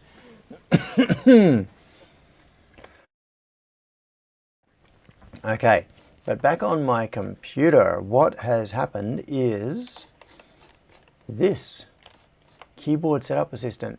Your Raspberry Pi device cannot be identified. All right, let's just go continue identifying. No, I'm not going to do that. Let's just press buttons and see what happens. I'm going to, well, I'll bring this back over here. What happens if I press a button? Hopefully it doesn't end the stream. Nothing is happening. I wonder if... Oh, volume. Yes, it's working as a volume control. So the rotary encoder is working as a volume control. You can't see this. Anxious about your... Whoa. And the button was working as a play pause button. All right, so the encoder is working. What I don't know is what these two buttons are programmed to do. Like what the events are that they are bound to. Amanda says, next week put it in a 3D printed case with a knob. Yes. Yeah, oh, Johnny says the encoder should be a volume control now. It is. So the volume control is working. That's cool. Let's see if, where are we? Please read the KMK documents. All right, I'm not going to get into this in huge detail now because I think I could be doing this for a long time. Or maybe we should. USB connectivity, KMK. All right, how do we customize it? Works out of the box block. All right, macros, one-shot keys. This is just a list of features compared to QMK and ZMK, which are other keyboard firmwares. So, the TLDR quick start, okay, all of that. Adapt the pins, all of that. Let's have a look at what is currently loaded on here. So I'm going to go to, I'm going to pull that out of the way for now.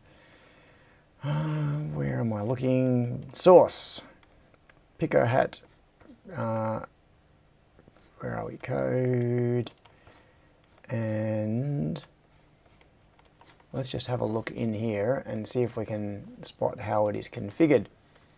Boot out TXT. What is that? Okay. Nothing much useful. Boot code, KMK. Is there a config or anything in here, or is it done through the quick pin? I don't know. Consts, HID, key validators, keys. Let's see what's in keys. Open with Thonny. Okay. Maybe this is where it's defined. I don't have a clue how any of this stuff works. I'm just poking around. So, keys.py, no, this looks like it is the key handler stuff. It's not key configuration. There are some key definitions in here, all the different things that you can bind to the keys, but that is not what we are looking for. What I'm looking for is how is it currently configured. KMK time, types, utils, HID.py, nope. Okay. Oh, next video. Is that what it is? Go up to the root folder. Okay. Come back up to here. Boot and code.py. Is that maybe where it is? Johnny is saying. Open. Yes, you're looking at the libraries. Okay. So let's just look at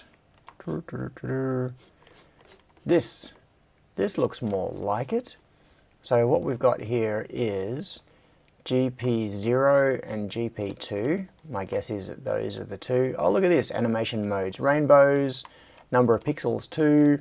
Yeah, this is the definition for how this is set up. Cool. So what we can see is it's KC volume. So that is the encoder on the first one is the volume. And vold and imply, whatever those are. What is vold and imply? So next and previous. Okay. Gil says is MNXT and MPRV, but that's not what it says in here. This says VOLD and MPLY. But if I change this to MNXT, that would be Media Next, and MPRV would be Media PRV. Oh no, this is the encoder handler map. Oh, right, you're right. I was looking at the wrong line. I'm sorry, Gil. I was totally missing this.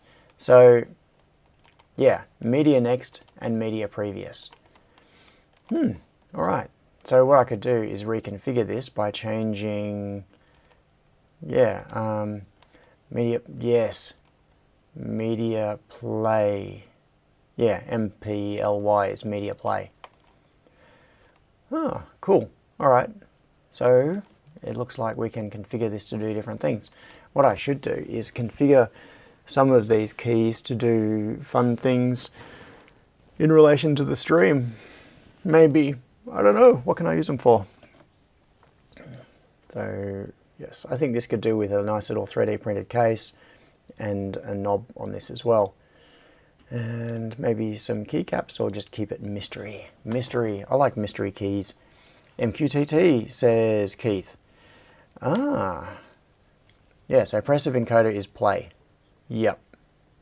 Yes. KC, so it's volume. I was misreading this.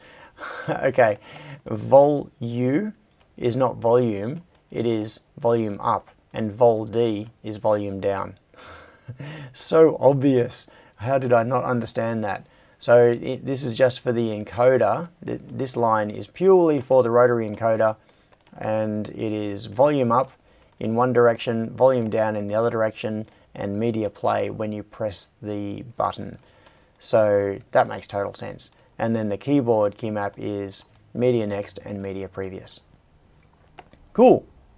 Yes, the Martin, the encoder does have a clicky button. That's right.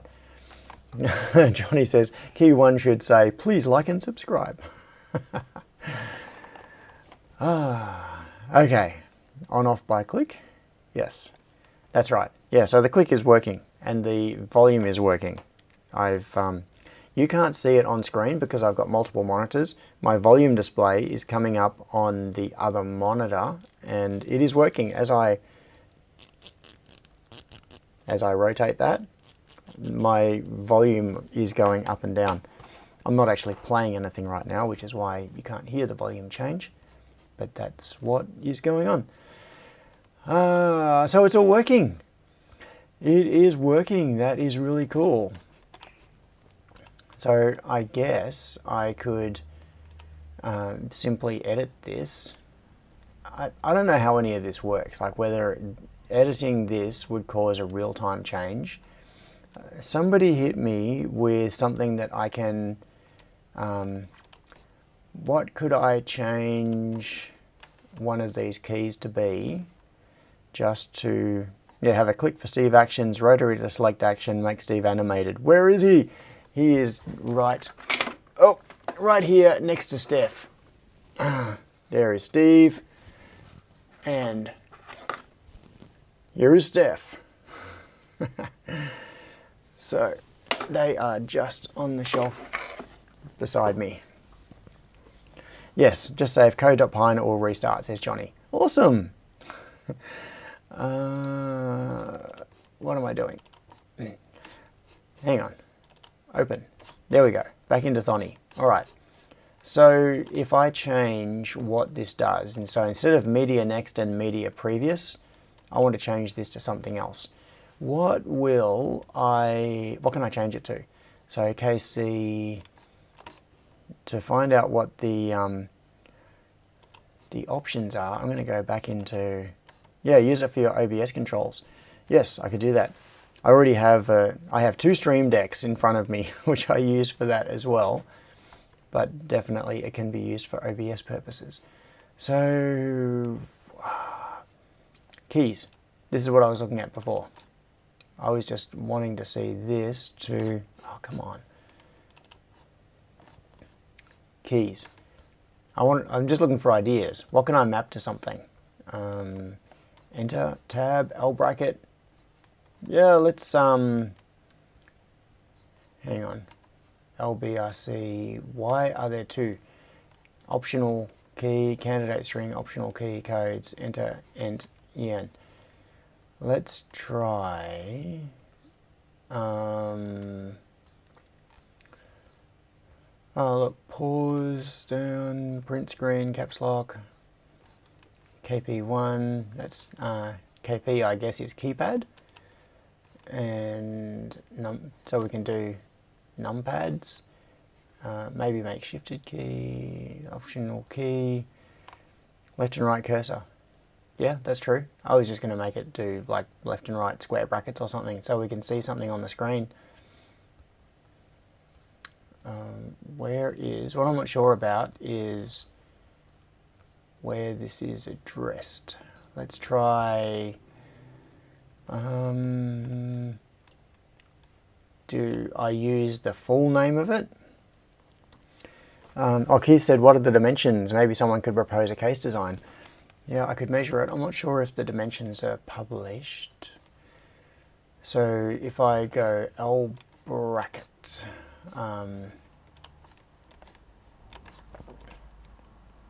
instead of media next, if I go KC L bracket, will that give me an L bracket? I don't know. Let's find out. All right, I've saved that. That's all I've done. I haven't done anything else. So let's just put the cursor right here. I'm going to press this. I don't get an L bracket. What else do I need to do? Oh, I know why. Stupid me. It's because I'm editing it on my local computer. I'm not editing it in here. I'm not editing the live one. So what I want is, oh hang on, settings is 0 bytes, code.py. Let's have a look at this. Yes, Adam picked the problem. You were correct. I was editing my local source, not the version that is on the thing. So if I make that one, come on, why can't I paste? Oh. Okay, I just want to come in here. I can't remember what the, why does Thonny keep, I don't think it's Thonny's fault. Whenever I open a new tab, it's, and which one of these is local? Yeah, that one. Okay, so I wish I hadn't closed the other tab now because it was right there. All right. This must be so painful to watch. All right, L bracket. Let's put L bracket onto the first button and save it. And now I'm just going to stick the cursor right there. Oh, it's doing a slash. You know why?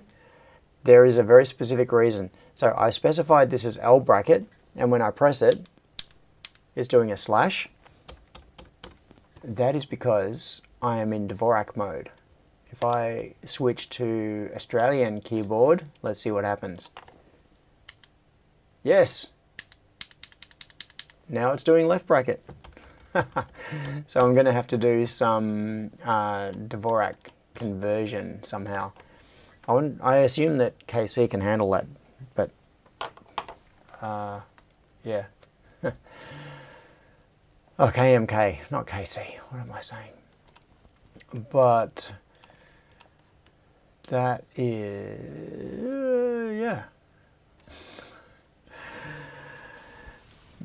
That is a complication. So one way around that is to define the key that would be pressed if it was in the other map. I've actually had to do this before. It can be really annoying.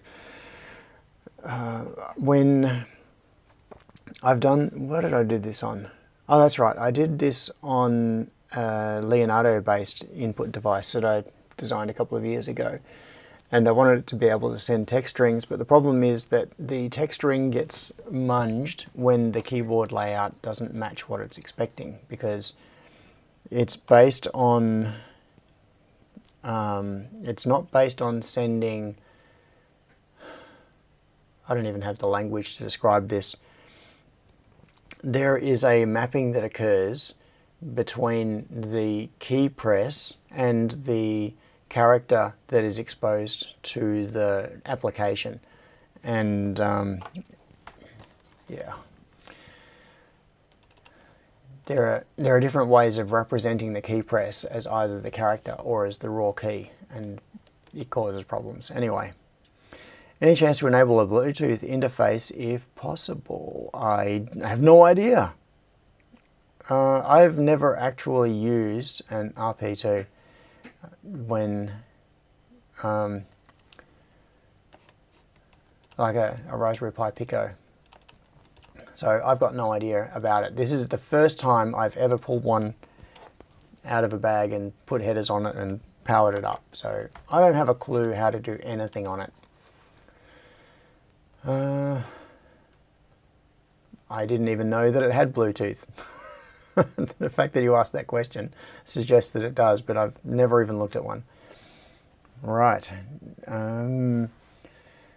Scott says, way back in my college days, I once remapped all of the keyboards in one of the labs to Dvorak. The lab was shut down for a week while they figured it out. Yeah.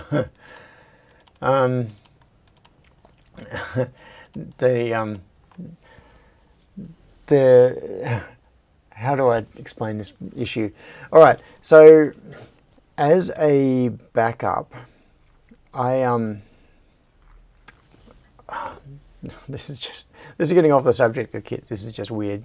This is keyboard weirdness. All of my computers are set to Dvorak by default, like my desktop, my laptops, other machines around the place, except for ones that are generally used by other people. So all of my own are. And many years ago, when I ended up in hospital and really sick for a while, I realized that I needed some kind of a plan, like a contingency plan, if I was incapacitated and other people needed to get into my computer. So what I did was write out instructions for how to log into my computer. And the thing is that people would have to type the password in Dvorak, and the keyboard has all of the keycaps in ASCII. Oh, not in ASCII, in QWERTY. So what I did was I wrote up these instructions and put them away in the safe, and so that they could be accessed by someone if they absolutely had to be.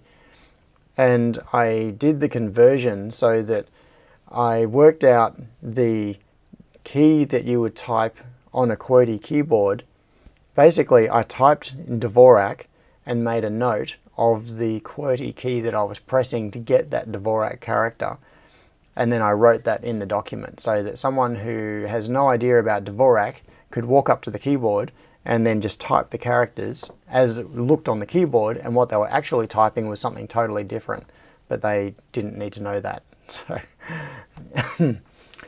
yes. Complications. Cable Tie said, the RP2040 doesn't have radios, does it? I don't know. I have no idea. My stomach just made a noise that you may have been able to hear, which is telling me that it is food time, and that means that it's time to go, because I should not be. I'm just going to quit out of stuff. Do you want to save before changing? No, I do not. So what I didn't get to doing was assembling the kit Arduino. Where did it go? The kit Arduino that I made many, many years ago. When did I do this? Let's find out. I'm going to look it up on GitHub. And it is on, it'll be in the Freetronics organization. And let's see. Ooh, 11 followers Freetronics has. Repositories. Find a repository. Kitten. It's got to be in there somewhere. Updated 2016. So 13 years ago was when I first did this. Copyright 2010 to 2013 Freetronics. Do I have... No, there are no images in there. I do, however, have images here.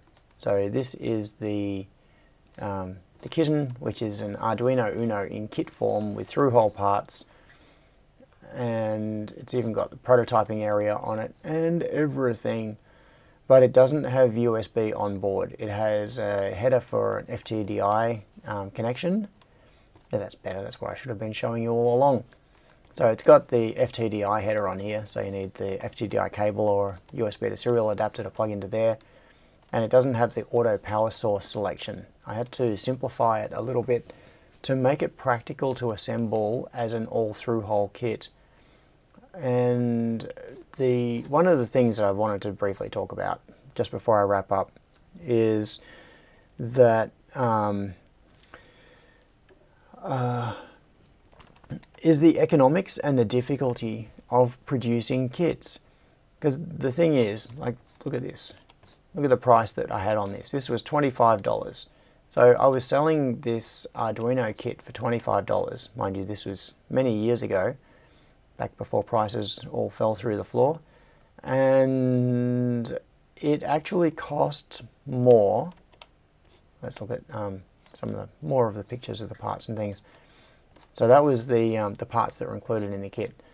It actually cost more to make a kit, like a through-hole kit version of something, than to make a fully assembled surface mount version. And so the only reason that you would actually do this, and there's explanation of all the different parts on the board, the only reason that you would do this is for educational purposes, so that someone can assemble this themselves, learn about all the different parts on the board, and not treat the Arduino as a black box. Because the thing is that for most people who use an Arduino or any microcontroller board, like this Raspberry Pi Pico, for example, I'm treating that as a black box. It's a board with a USB socket on one end, it's got some headers on it. I haven't looked at the circuit, I haven't looked at the parts that are on it, I don't know how it works. And a lot of the time, we really do treat boards like that. So the whole idea with this, doing a kit version of an Arduino Uno, was that it allows people to see what's inside the black box. They can put all the parts on themselves, they can see the circuit and how it works, and not just build on it by adding in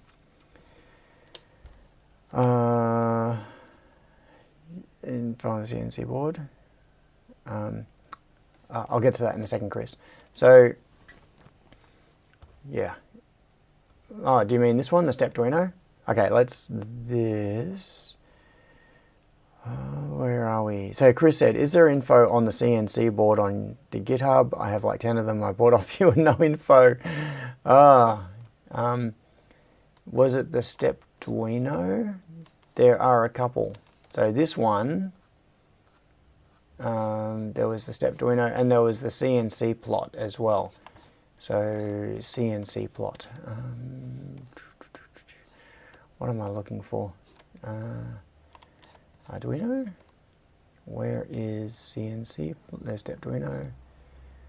CNC plot. It's not in there for some reason. Is it in the kit section? No.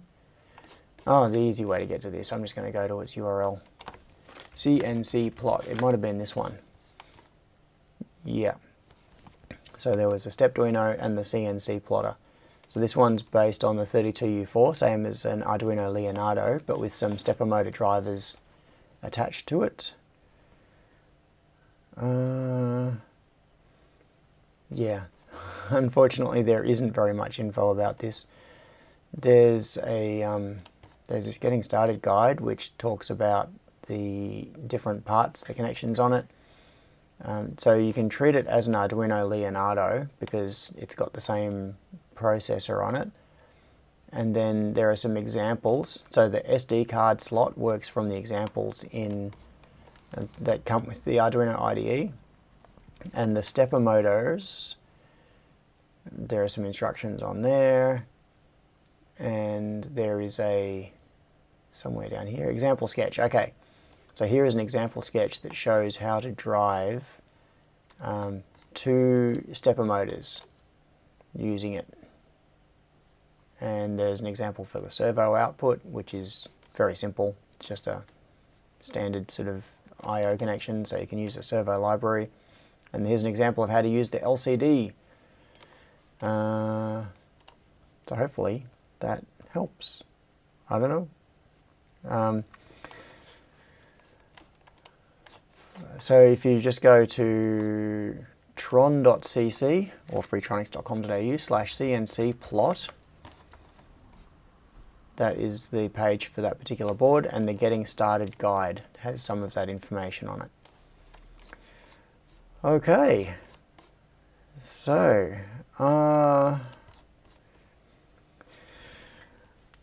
right. Ooh, Cable Tie says going to use it for a Zen sand garden. So Cable Tie has, that's right, a CNC plotter. Yes, Cable Tie did get a CNC plotter from me just recently. All right, so Andrew says, please bring the Funway books back to life, please, John. Yeah, I would really like to. So in fact, before I go, I keep thinking I'm going to go and then I don't. github.com/freetronics. For those who care, I'll give you a vision of this. I know you can't see it just yet. I am just searching for, no, not that, some repositories to show you. Here we go. I didn't actually get through them all. I just did a few of them.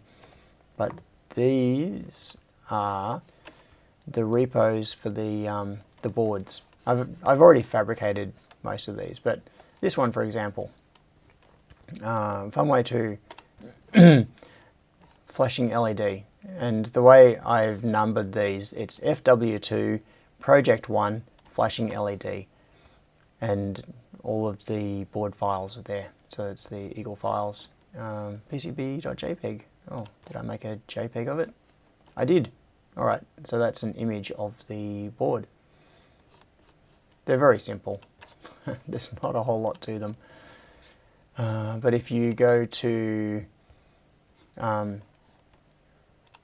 let's Q equals FW. I'm going to stick that URL in the chat.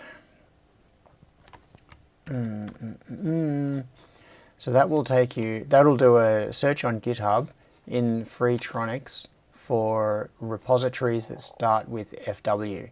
So you'll see Funway 2, number 15, the alarm, the universal timer, flashing LED, ding dong doorbell, LED level display, Morse code trainer. Those boards are there.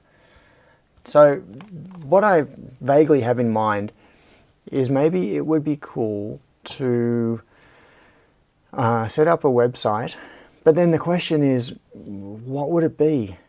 I can't really call it Funway because there's the copyright issue with Autodesk.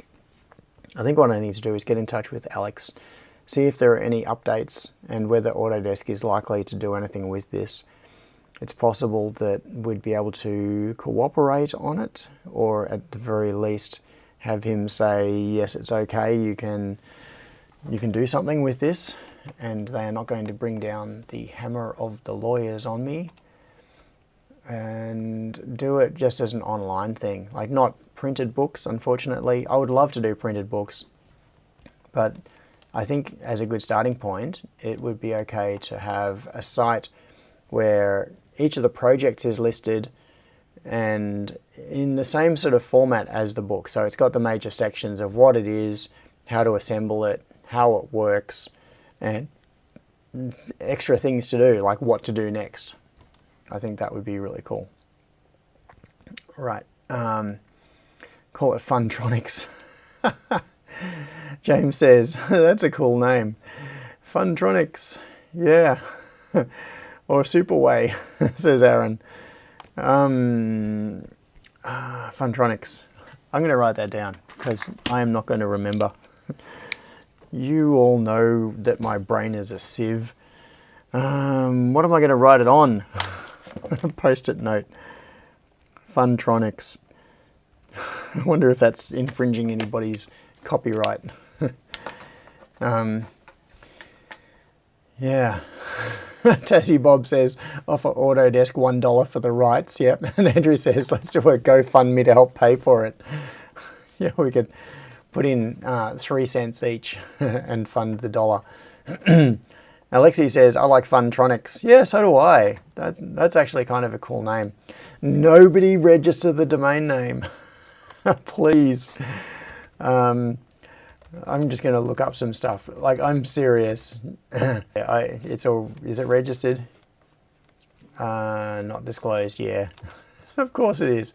Everything is registered.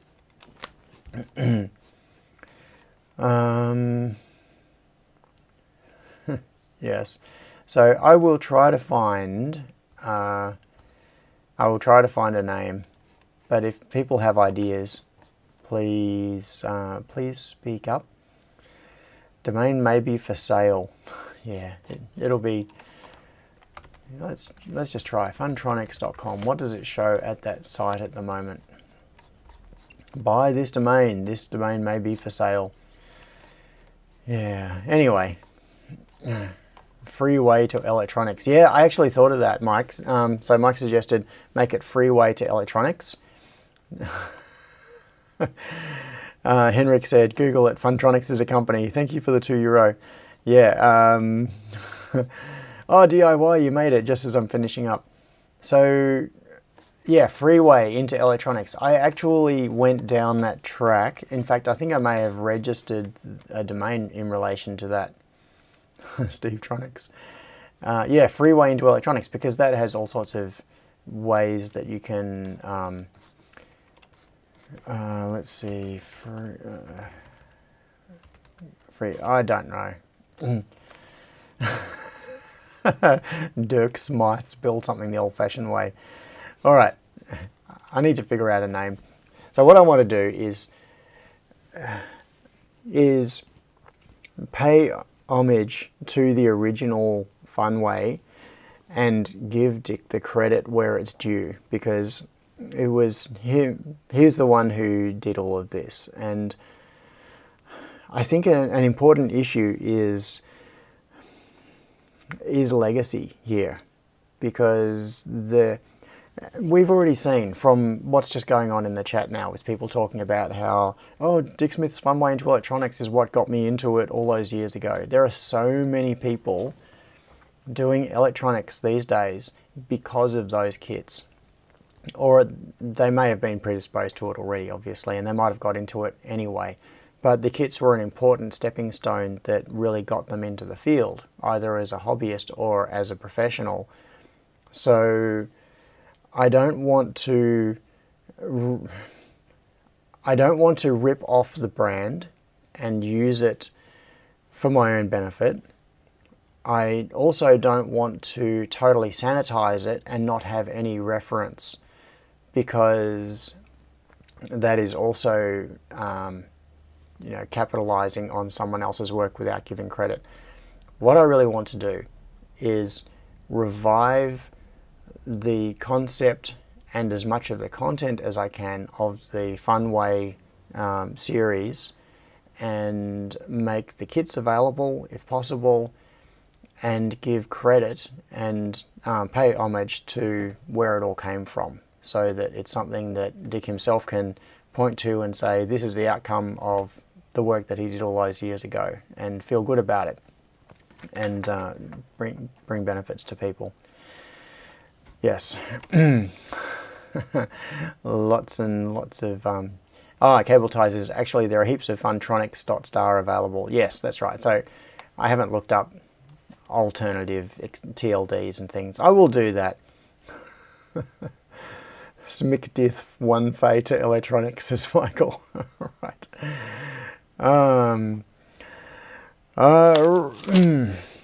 What was it? That's right. The very last thing I want to mention. Okay, so that is a project that I do want to get back into. 7 years these PCBs have been sitting here waiting for me to do something with them, and I've been put off because of life and the whole issue of Autodesk owning the right to fund way into electronics. So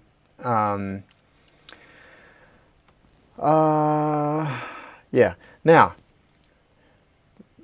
the final thing, barbecue. Next week, Sunday, at the end of the live stream, here at the Super Lab. Be here if you can. As for the details, the address, all of that sort of thing, I'm going to put that in Discord, and there needs to be some other way of coordinating, but for now, that's just what we're going to do. So, yes, I really want to do this.